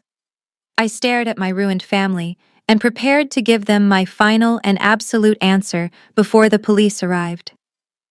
I watched my parents and my sister sobbing violently on the imported marble floor. They were entirely focused on begging for a small corner of my parking garage. But out of the corner of my eye, I noticed a sudden quiet movement. Desmond had finally realized that groveling would not save him from a permanent corporate blacklist. He knew his massive financial crimes and total ruin were absolutely inescapable now. While my family was loudly wailing and distracting the entire room, he slowly pushed himself up from the ground. He kept his head down and began creeping backward toward the heavy oak front doors. He honestly thought he could simply slip out of my massive estate and run away from the absolute disaster he had helped create. He reached out with a trembling hand and grabbed the heavy brass door handle. He pulled the massive door open incredibly fast and prepared to sprint down my long paved driveway to save his own skin. But his pathetic attempt at a cowardly escape was instantly shattered. He violently crashed right into a solid wall of dark uniform fabric. Two incredibly massive and highly trained security guards from my exclusive gated community were standing directly on my front porch. They had their arms firmly crossed over their broad chests, and their expressions were entirely made of stone. Desmond let out a loud, terrified gasp and tried to push his way past them. The larger security guard simply placed one heavy hand on his expensive, ruined suit jacket and shoved him forcefully back inside my foyer. Desmond stumbled backward and crashed right back down onto the floor next to his crying wife. The two large guards stepped inside my house and firmly locked the heavy front doors behind them. They completely blocked the only exit and trapped my toxic family inside my ultimate trap. I looked down at Desmond, who was now hyperventilating and shaking uncontrollably. I told him he was an absolute fool for thinking I would ever let him just walk away from my property. I explained that while he was busy screaming massive threats about stealing my 12-year-old son, my executive assistant was extremely busy making one final phone call. I stated that we had directly contacted the senior legal department at his former corporate firm. I reminded him that his strict non-disclosure agreement required him to quietly repay the stolen funds and never speak of the embezzlement. I smiled and told him that standing in my house and loudly bragging about his corporate crimes constituted a massive breach of that legal contract. I announced that his former company had instantly revoked his immunity and formally filed severe felony criminal charges against him. I looked at the terrified expression on his face and delivered the absolute final blow. I told him that local law enforcement officers were currently driving through the main security gates of my neighborhood right this exact second. I promised him they were bringing a highly official active arrest warrant with his name printed right on the top. The heavy silence inside my marble foyer was completely shattered by a loud, piercing sound. The unmistakable wail of multiple police sirens echoed through the exclusive gated community and bounced off my high vaulted ceilings. The flashing red and blue lights illuminated the massive windows of my living room, casting long, terrifying shadows across the imported floors. My father, Thomas, let out a sudden triumphant gasp and actually tried to stand up. He wiped the pathetic tears from his face, and a desperate, twisted smile formed on his lips. He honestly believed his fake phone call to Child Protective Services had actually worked. He pointed a shaking finger at me and loudly declared that the government authorities were finally here to take my son away. He yelled that my massive corporate empire could never save me from losing custody of my child. My mother Brenda and my sister Amanda also looked up with a sudden burst of toxic hope. They genuinely thought the police were about to arrest me and hand my entire estate over to them. I simply stood in the center of the room and looked at their pathetic delusions with absolute pity. I told my father that government child welfare agencies do not respond to anonymous calls with heavily armed police units and blazing sirens. I explained that the officers pulling into my driveway were absolutely not here for me or my son. I raised my hand and pointed directly at a small, sleek panel mounted high on the wall near my front door. I told them that exactly 10 minutes after they forced their way onto my property, I quietly pressed a silent emergency panic button. I stated that my massive luxury estate is equipped with a highly advanced military-grade security system. I pointed to the small hidden cameras positioned perfectly in every single corner of the room.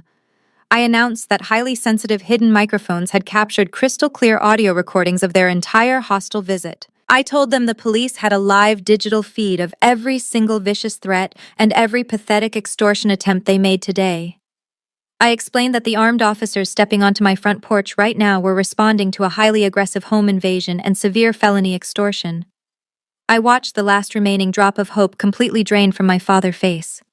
He realized that his fake legal threat had simply provided me with more recorded evidence of his toxic abuse. The two large private security guards stepped aside and pulled the heavy oak doors wide open. Half a dozen fully uniformed police officers stormed into my beautiful foyer with their hands resting firmly on their utility belts. They did not ask a single question or look in my direction. They marched directly toward my toxic family members, completely surrounding them on the marble floor. I stood tall and watched the absolute perfect conclusion to my 12-year nightmare unfold right in front of my eyes. The lead police officer stepped directly toward Desmond, who was still kneeling on the imported marble floor. The officer did not offer a single word of comfort or hesitate for even a fraction of a second. He aggressively grabbed Desmond by the shoulder of his torn, tailored suit and forced him to stand up. Desmond let out a loud, pathetic gasp and desperately tried to pull his arm away. The officer completely ignored his weak resistance and firmly twisted his arms behind his back. The loud metallic click of heavy steel handcuffs echoed through my massive, soaring foyer. The lead officer announced in a deep, authoritative voice that Desmond was officially under arrest for severe felony corporate embezzlement and massive financial fraud. He stated that the active warrant was formally issued just 20 minutes ago after his former corporate employer contacted the authorities. Desmond physically crumbled under the crushing weight of his absolute permanent ruin. He begged the officers to listen to him and claimed it was all a massive misunderstanding. He cried that he was actually a highly respected senior executive at a global technology conglomerate, and that they were making a terrible mistake. The police officers simply stared at him with blank expressions, completely unimpressed by his pathetic lies. They knew exactly who he was, and they knew exactly what he had done. Desmond looked over his shoulder at me with wide, terrified eyes, pleading silently for me to call off my ultimate revenge. I simply stood there with my arms crossed and gave him a cold, satisfying smile. I watched the arrogant man who had just threatened to steal my child get violently shoved toward the heavy oak front doors like a common street criminal. Amanda watched her husband get dragged away in heavy steel chains, and her highly calculating brain finally completely snapped. The luxurious, wealthy lifestyle she had violently guarded for the last 2 years was officially gone forever. She let out an absolutely terrifying, ear-piercing scream that sounded like a wild animal caught in a brutal trap. She scrambled up from the floor and lunged recklessly toward the armed police officers. She violently swung her arms through the air, trying to hit the officer holding her husband. She screamed that they were illegally kidnapping an innocent man and completely destroying her perfect high society life. 2 other massive police officers immediately stepped forward and intercepted her violent attack. They grabbed her aggressively by both of her arms and pinned her firmly against the glass coffee table. Amanda thrashed her body around, violently kicking her expensive designer shoes in every single direction. She fought like an absolute madwoman, entirely possessed by pure, toxic greed and intense panic. The officers ordered her to stop resisting, but she simply screamed louder and cursed at them with incredibly foul language. She turned her wild, angry eyes toward me and blamed me for utterly destroying her entire existence. She spat venomous insults across the room, claiming I was a deeply evil monster who orchestrated this entire nightmare just out of pure jealousy. The police officers quickly grew entirely tired of her violent physical resistance. One officer shoved her face down onto the glass table while the other forcefully pulled her thrashing arms behind her back. Another loud metallic click echoed through the room as heavy steel handcuffs locked tightly around her wrists. The officer loudly informed her that she was now officially under arrest for severely disturbing the peace and physically assaulting law enforcement personnel. Amanda sobbed hysterically as they violently hauled her back to her feet. Her expensive designer dress was completely wrinkled and her thick makeup was smeared all over her crying face. She looked absolutely nothing like the arrogant, wealthy woman who had demanded my master bedroom just an hour ago. She was now just a pathetic, violent criminal being dragged out of my home. My father Thomas and my mother Brenda stood frozen against the wall watching their precious golden child get completely subdued by armed police. The absolute sheer terror in their eyes was incredibly satisfying to witness. They realized that their entire fake wealthy family was currently being dismantled right in front of them. Thomas desperately tried to sneak backward toward the hallway, hoping to quietly escape the massive chaotic scene. He honestly believed he could just walk out the back door and disappear into the neighborhood. But one of the remaining police officers immediately stepped into his path and blocked his cowardly escape route. The officer pointed a stern finger at my father and ordered him to stay exactly where he was. The officer announced that he had already reviewed the highly sensitive audio and video recordings from my advanced security system. He stated that the digital evidence clearly proved my parents had illegally forced their way onto my private property. He told them that their aggressive demands for my multi-million-dollar home constituted severe felony extortion and criminal trespassing. Thomas raised his shaking hands in the air and desperately tried to claim it was just a simple family disagreement. Brenda fell to her knees one final time and begged the officer to show mercy to two poor elderly citizens who just lost their home to a bank foreclosure. The officer simply shook his head and pulled out two more sets of heavy steel handcuffs. He completely ignored their pathetic crying and firmly locked the chains around their wrists. My parents had spent the last 12 years building a massive fake empire on stolen money and toxic lies. Now they were standing in my gorgeous marble foyer, completely broke homeless, and wearing matching steel bracelets. They looked at me one last time with absolute broken defeat in their eyes.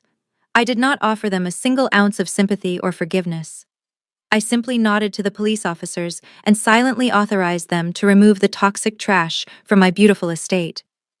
The police officers aggressively marched my entire ruined family out through the heavy oak front doors.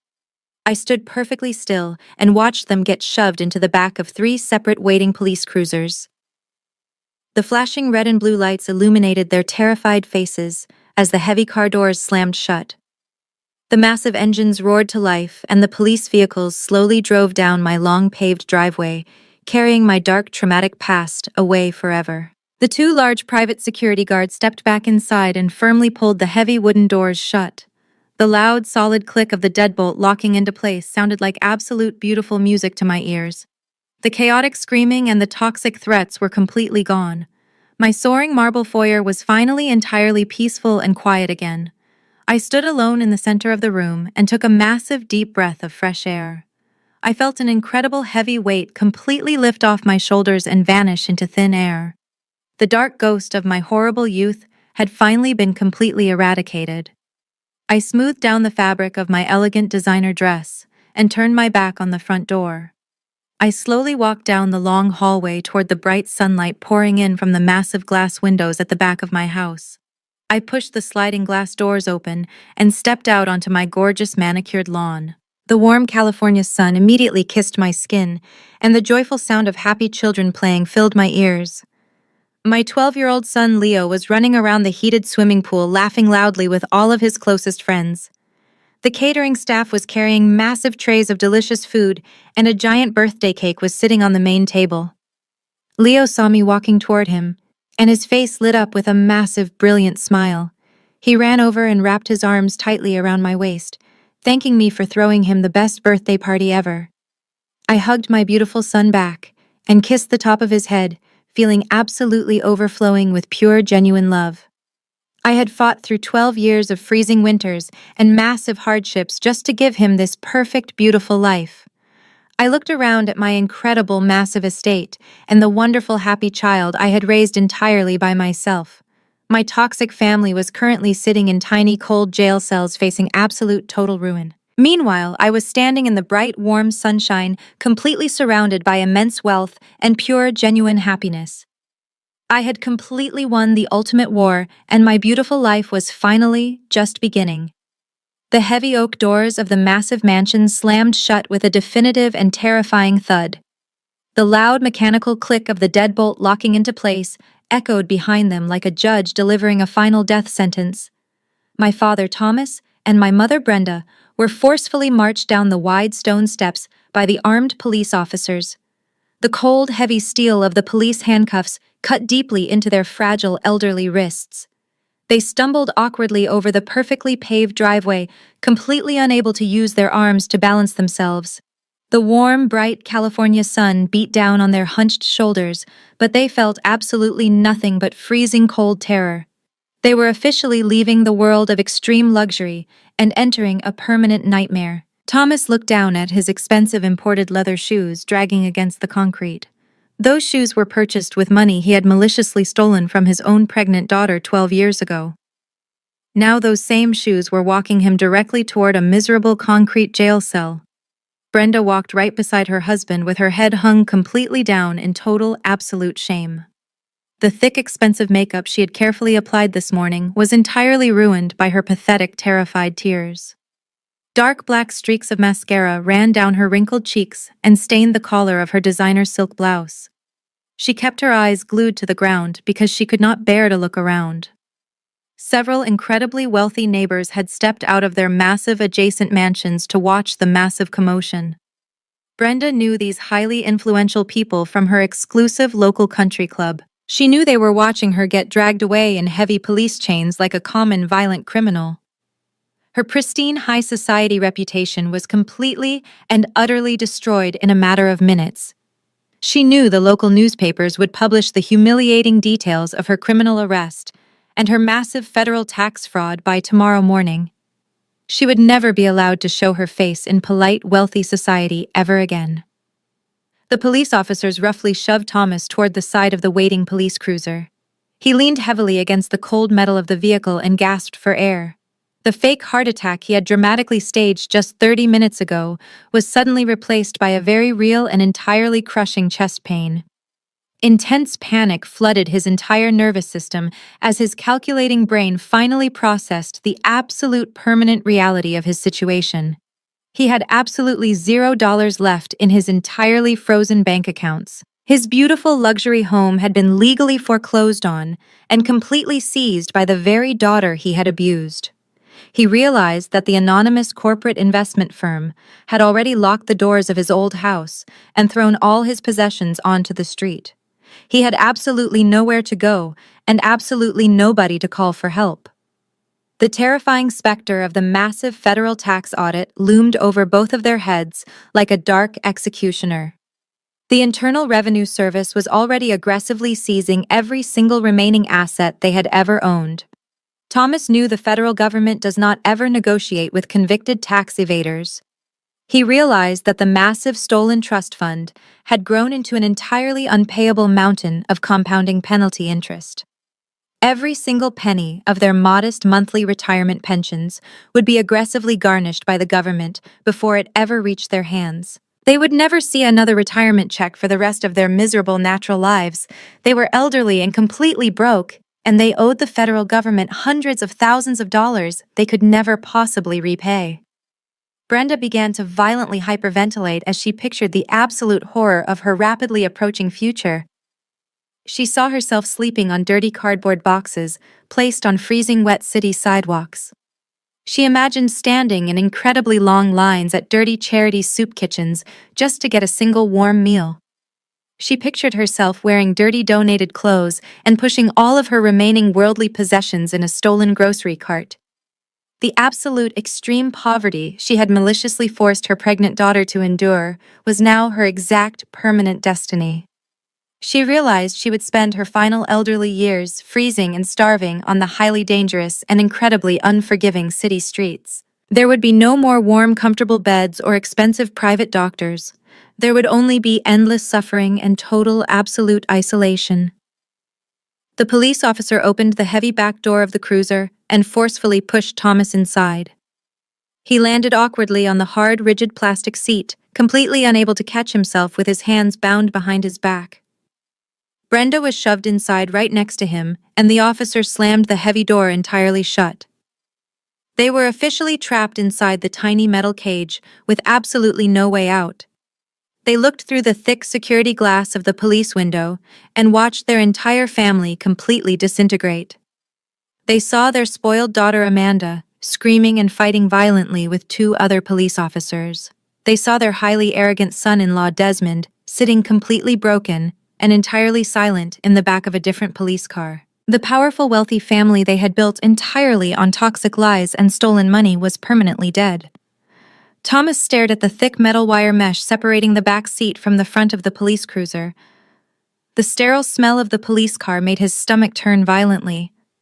He closed his eyes and vividly remembered the exact moment he threw Natalie out into the violent winter storm. He remembered the satisfying sound of the deadbolt locking her out in the freezing cold. He had honestly believed she would simply vanish into the streets and die quietly without ever bothering his perfect family again. He had vastly underestimated her incredible strength and her absolute brilliant mind. She had spent over a decade quietly building a massive global financial empire, while he wasted his stolen money on expensive cars and useless country club memberships. He realized he was an absolute fool who had directly funded his own ultimate destruction. If he had just shown a tiny ounce of basic human compassion 12 years ago, he would currently be sitting by a beautiful swimming pool, celebrating his grandson. Instead, he had chosen absolute greed and pure cruelty. His terrible choices had directly transformed his vulnerable daughter into a ruthless corporate billionaire who flawlessly engineered his total, absolute ruin. Brenda leaned her head against the hard plastic door panel and let the silent tears continue to fall. She thought about her beautiful young grandson Leo, laughing and playing just a few 100 feet away in the sunny backyard. She realized she would never get to know him or ever be a part of his incredible, wealthy life. She had completely thrown away her only chance at a comfortable, secure, elderly life just to protect a son-in-law who turned out to be a pathetic corporate criminal. She realized Amanda would likely spend years in a state penitentiary for assaulting a police officer. Desmond was heading to federal prison for massive corporate embezzlement. The entire family legacy was completely reduced to a collection of highly embarrassing criminal arrest records. The massive engines of the police cruisers loudly roared to life, breaking the quiet peace of the exclusive gated community. The vehicles slowly pulled away from the beautiful curving driveway of the multi-million-dollar estate. Thomas and Brenda turned their heads and looked back at the breathtaking mansion one final time. They knew they would never see the inside of a beautiful home ever again. They watched the massive wrought iron security gates of the neighborhood slowly close and lock firmly behind them. They were officially exiled from the world of the wealthy and completely banished into the dark, brutal reality of extreme poverty. The warm sun shining through the car window provided absolutely no comfort to their freezing, terrified souls. They rode away in total, agonizing silence, entirely consumed by the terrifying knowledge that their lives were completely and permanently over. The convoy of police cruisers slowly rolled down the pristine paved streets of the ultra-exclusive gated community. This was a highly restricted residential neighborhood where billionaires and top corporate executives lived in absolute quiet luxury. The loud wailing of the police sirens had completely shattered the peaceful weekend morning. Massive custom wooden doors opened all along the immaculate tree-lined street. Highly influential neighbors stepped out onto their perfectly manicured front lawns to witness the massive chaotic spectacle. There were powerful federal judges, wealthy technology investors, and elite socialites standing on their expansive marble porches.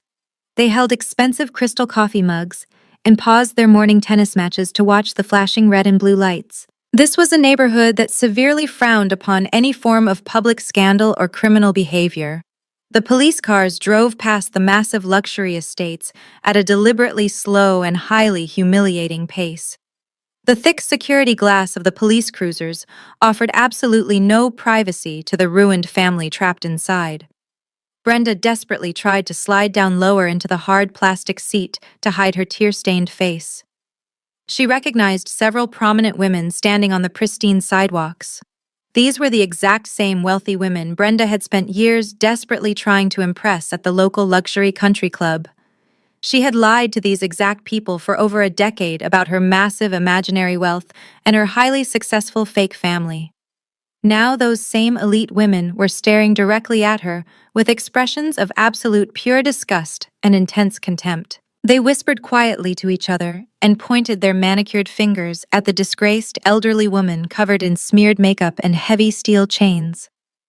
Brenda knew that her highly fabricated high society reputation was officially dead and permanently buried. She would be the absolute laughingstock of the entire California elite by tomorrow morning.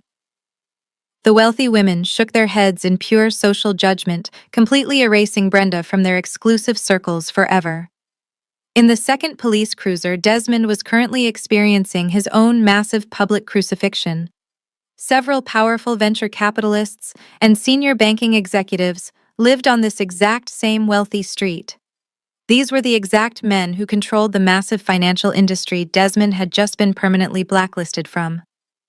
They stood on their massive stone driveways and watched the arrogant former executive get hauled away like a common street thug. They saw his torn tailored suit and the deep, angry, bloody scratches his own wife had clawed into his face.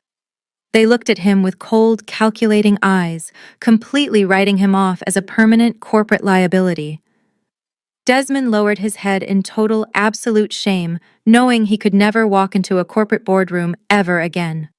His massive ego was completely shattered into a million tiny pieces right in front of the most powerful men in the entire state. Amanda was thrashing around in the back of the third police car, still screaming highly toxic insults at the thick, bulletproof glass. The wealthy neighbors watched her violent, pathetic tantrum with extreme judgment and pure social disdain. They looked at her ruined designer dress and her completely chaotic animal behavior.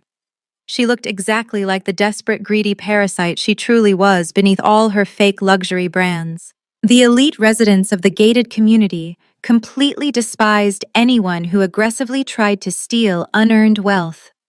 They watched the entire toxic family get publicly dragged out of their pristine neighborhood and felt absolutely no pity for their total destruction. The convoy of police cars finally reached the very end of my massive private driveway. They crossed the precise property line that separated my gorgeous sanctuary from the rest of the unforgiving world. I stood on my expansive front porch and watched the police vehicles drive away with my entire traumatic past locked securely inside them. I reached into the pocket of my elegant silk dress and pulled out a small black remote control. I pressed the single silver button right in the center of the device. A deep, low mechanical hum instantly vibrated through the warm California air. At the very end of my long paved driveway, my massive custom wrought iron security gates slowly began to move. These gates were over 10 feet tall and forged from solid, heavy black steel.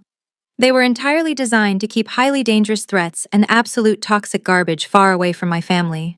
The two massive metal panels steadily glided toward each other across the smooth stone entrance. My ruined parents and my shattered sister watched those dark metal bars closing right behind their police cars. They stared through the back windows of the cruisers and watched their final remaining connection to extreme wealth permanently disappear. They knew those heavy steel gates were not just closing my physical driveway. Those massive iron bars were physically and metaphorically shutting them out of my entire life forever. They had violently thrown me out of their house 12 years ago and slammed a wooden door in my face. Now I was completely sealing them out of my massive billionaire empire with impenetrable military-grade steel. The two heavy sides of the security gate finally met directly in the center of the massive stone driveway. A massive steel deadbolt automatically slid into place with an incredibly loud and deeply satisfying metallic crash. That single heavy sound echoed across the perfectly manicured lawns and signaled the absolute final end of their reign of terror. The impenetrable iron fortress was officially sealed tight, locking my massive financial empire and my beautiful son safely inside. The pathetic, greedy parasites who had maliciously tried to drain my resources were permanently banished to the cold, unforgiving outside world. The wealthy neighbors watched the heavy gates lock and slowly nodded in absolute silent approval before returning to their quiet, luxurious morning routines. The flashing police lights eventually faded away down the long, winding neighborhood road and completely disappeared from my sight. The loud wailing of the sirens was entirely swallowed by the peaceful silence of the highly exclusive community. The air instantly felt incredibly clean and totally free of their toxic, suffocating presence. I slipped the small black remote control back into my pocket and smiled a highly genuine and deeply peaceful smile. The heavy traumatic burden I had carried for over a decade was completely gone.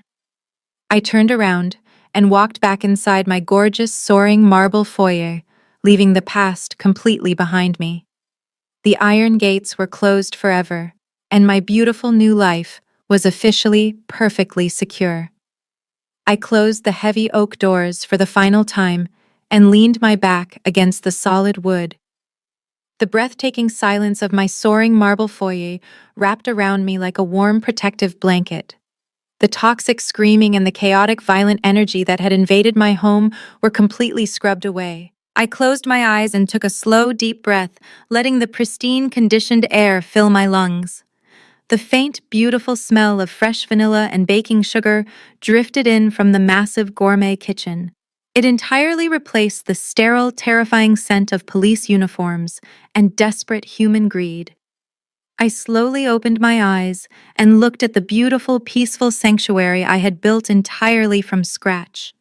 Every single piece of imported stone and every crystal chandelier was paid for with my own blood and endless tears. I had successfully defended my fortress from the very monsters who created me. I slowly took off my designer high heels and let my bare feet touch the cool, smooth marble floor. I felt completely grounded and absolutely free for the very first time in my entire adult life. I walked slowly down the wide, brightly lit hallway toward the back of the massive estate. The floor-to-ceiling glass windows revealed the perfect sunny California afternoon waiting for me. Just as I reached the edge of the expansive living room, a sudden burst of pure, joyful energy rushed toward me. My 12-year-old son Leo came sprinting around the corner with a massive, glowing smile on his face. He was wearing his favorite casual clothes and his hair was slightly messy from running around with his friends. He looked absolutely perfectly healthy and incredibly happy. He had absolutely no idea that his biological grandparents and his aunt had just been dragged away in heavy steel chains. He was completely sheltered from the dark, traumatic history of my past. He threw his arms around my waist and hugged me with incredible, crushing force. The pure, innocent love radiating from his small body instantly melted away any remaining trace of my cold, corporate armor. I wrapped my arms tightly around his shoulders and buried my face in his soft hair. I closed my eyes and silently promised him that he would never experience a single day of the freezing, bitter cold that I had survived. Leo pulled back slightly and looked up at me with his bright, intelligent eyes. He excitedly grabbed my hand and started pulling me toward the massive outdoor patio. He told me that the catering staff had finally brought out the giant chocolate birthday cake and everyone was waiting for me. I let him lead me out through the sliding glass doors and into the bright, warm sunshine. My breathtaking backyard was completely filled with the beautiful sounds of gentle acoustic music and genuine happy laughter. I looked around at the large group of people gathered around the massive wooden dining table. My brilliant executive assistant was standing there smiling warmly and holding a beautifully wrapped gift. Several of my highly trusted corporate board members and my closest personal friends were happily chatting and drinking expensive champagne. I looked at all of these wonderful, supportive people, and a massive, profound realization washed over me. There was absolutely not a single drop of shared biological blood standing around that table. Yet this was the most genuine and fiercely loyal family I had ever known. I realized that true family is absolutely never defined by an accidental genetic lottery. Real family is carefully chosen and built entirely on a solid foundation of mutual respect and unconditional love. The people standing in my backyard had supported my massive corporate vision and held my hand through my darkest struggles. They had never once asked me for a massive unearned check or demanded the keys to my luxury property. They loved me for my brilliant mind and my resilient spirit. I finally understood that the toxic people sitting in the back of those police cruisers were just biological strangers. The beautiful people standing around my son right now were my true permanent home. Leo pulled me right up to the head of the massive wooden table. A spectacular three-tier chocolate cake sat perfectly in the center, decorated with 12 brightly burning candles. The entire group of wonderful friends instantly stopped talking and began singing the traditional happy birthday song in loud, joyful voices. I stood right behind my beautiful son and rested my hands gently on his small shoulders. The warm California breeze slightly flickered the golden flames of the birthday candles. The bright light reflected in Leo's eyes as he stared at the cake with pure childhood wonder. The song ended with a massive round of happy applause and cheerful shouting. Leo looked back up at me and asked me to help him blow out the candles. I smiled a deeply peaceful smile and leaned down right next to his face. I did not need to make a single wish because absolutely everything I ever wanted was right here in front of me. We both took a massive deep breath together and blew as hard as we could. The 12 golden flames instantly extinguished, leaving thin trails of white smoke drifting up into the perfect blue sky. The loud cheering of my chosen family echoed across the pristine estate. The dark, freezing winter of my past was officially over, and my beautiful, endless summer had finally begun. Would you like me to review the entire 33-part script to ensure consistent tone pacing and AI voice compatibility before you finalize your audio production? The thin white smoke from the birthday candles slowly vanished into the clear blue sky. I watched it disappear and realized that the dark shadows of my past were officially gone with it. People always say that the absolute best revenge is living a wildly successful life. I used to think that meant showing off my massive wealth just to make my enemies incredibly jealous. Today I learned the actual profound truth behind that famous saying. True revenge is not about watching the people who hurt you suffer terrible consequences. True revenge is reaching a point where their suffering does not even affect your heart anymore. I stood in my gorgeous backyard and felt completely indifferent to the dark fate of my biological parents. They were simply strangers who made terrible financial choices and earned their massive criminal punishments. My massive success was not a weapon I built specifically to destroy them. My billionaire empire was a beautiful fortress I built entirely to protect my own peace. I looked down at my hands resting gently on my son's shoulders. These were the exact same hands that scrubbed dirty diner floors for minimum wage 12 years ago. These were the hands that held a crying newborn baby in a freezing tiny apartment while I studied advanced finance textbooks until dawn. Every single tear I cried in the dark became the solid concrete foundation of my massive corporate conglomerate. Every single time my parents told me I was completely worthless, I used their toxic words as pure rocket fuel. They honestly thought throwing a pregnant teenager into the freezing snow would completely ruin her life. They never realized they were actually throwing me into the exact fire I needed to forge myself into absolute steel. I did not just survive their extreme emotional abuse and their violent rejection. I completely weaponized my massive trauma and turned it into an unstoppable multi-billion-dollar machine. I looked at the incredible group of people laughing and eating cake around my massive patio table. I looked at the crystal clear water of my heated swimming pool, reflecting the bright California sun. I looked at the beautiful, perfectly manicured lawns stretching out across my massive private estate. I had successfully broken the highly toxic generational curse that infected my bloodline. My son Leo will grow up surrounded by immense wealth, but more importantly, he will grow up surrounded by genuine, unconditional love. He will never know what it feels like to have an arrogant father steal his money. He will never experience a cruel mother slamming a heavy wooden door directly in his face. He will never have to beg for a warm place to sleep or a simple hot meal to eat. I absorbed all of the dark poison from my twisted family tree, so my son could bloom perfectly in the light. He is the absolute greatest return on investment I have ever made in my entire life. The loud, joyful music continued to play, and my chosen family raised their expensive crystal glasses in a beautiful toast. I smiled and lifted my own glass to the clear blue sky. I toasted to the massive power of walking away from toxic people, regardless of who they happen to be. Society constantly tries to force us to forgive abusive family members simply because we share the exact same genetic code. We are repeatedly told that blood is incredibly thick and that biological loyalty is an absolute mandatory requirement. Today, I proved that those old sayings are nothing but highly manipulative lies designed to keep victims permanently trapped. Blood is absolutely meaningless if it is entirely poisoned by extreme greed and massive emotional abuse. You do not owe your life or your success to the people who actively tried to destroy you. You possess the absolute right to legally and emotionally sever every single tie to the people who constantly bring you pain. You have the ultimate power to write a brand new story and build an entirely new family from scratch. I took a small sip of my expensive champagne and let the sweet taste wash over my tongue. I looked at my beautiful life and decided to share my massive victory with the world. I want to ask all of you listening to my story right now a highly personal and incredibly important question. Have you ever been forced to make the ultimate impossible choice to protect your own peace? Have you ever had to look your own flesh and blood in the eye and completely walk away from them forever? Have you ever been deeply betrayed by the exact people who were supposed to protect you from the dangerous world?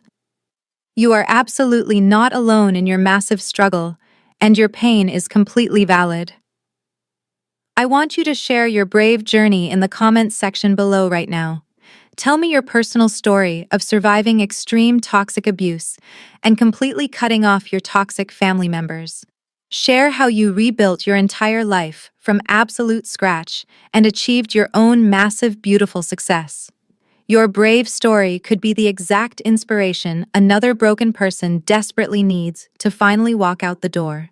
Leave a comment below and let the world know that you survived the freezing winter and built your own beautiful empire. The most powerful lesson from this entire journey is that shared biology does not automatically guarantee love or loyalty. Society often pressures us to endlessly forgive toxic family members simply because we share the exact same bloodline. However, this story proves that true family is actually built on a solid foundation of mutual respect and unconditional support. When the very people who are supposed to protect you become the ones who hurt you the most, you have the absolute right to walk away. Setting firm emotional and financial boundaries is not an act of cruelty, but a highly necessary act of self-preservation. Natalie took the intense pain of ultimate betrayal and completely transformed it into unstoppable motivation. She proved that your past trauma does not have to dictate your future reality.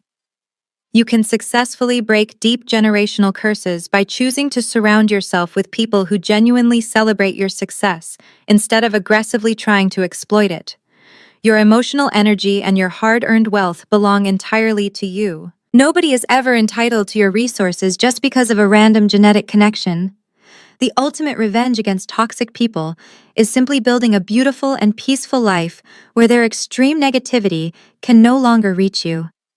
You must protect your peace at all costs and never feel guilty for removing highly harmful individuals from your inner circle.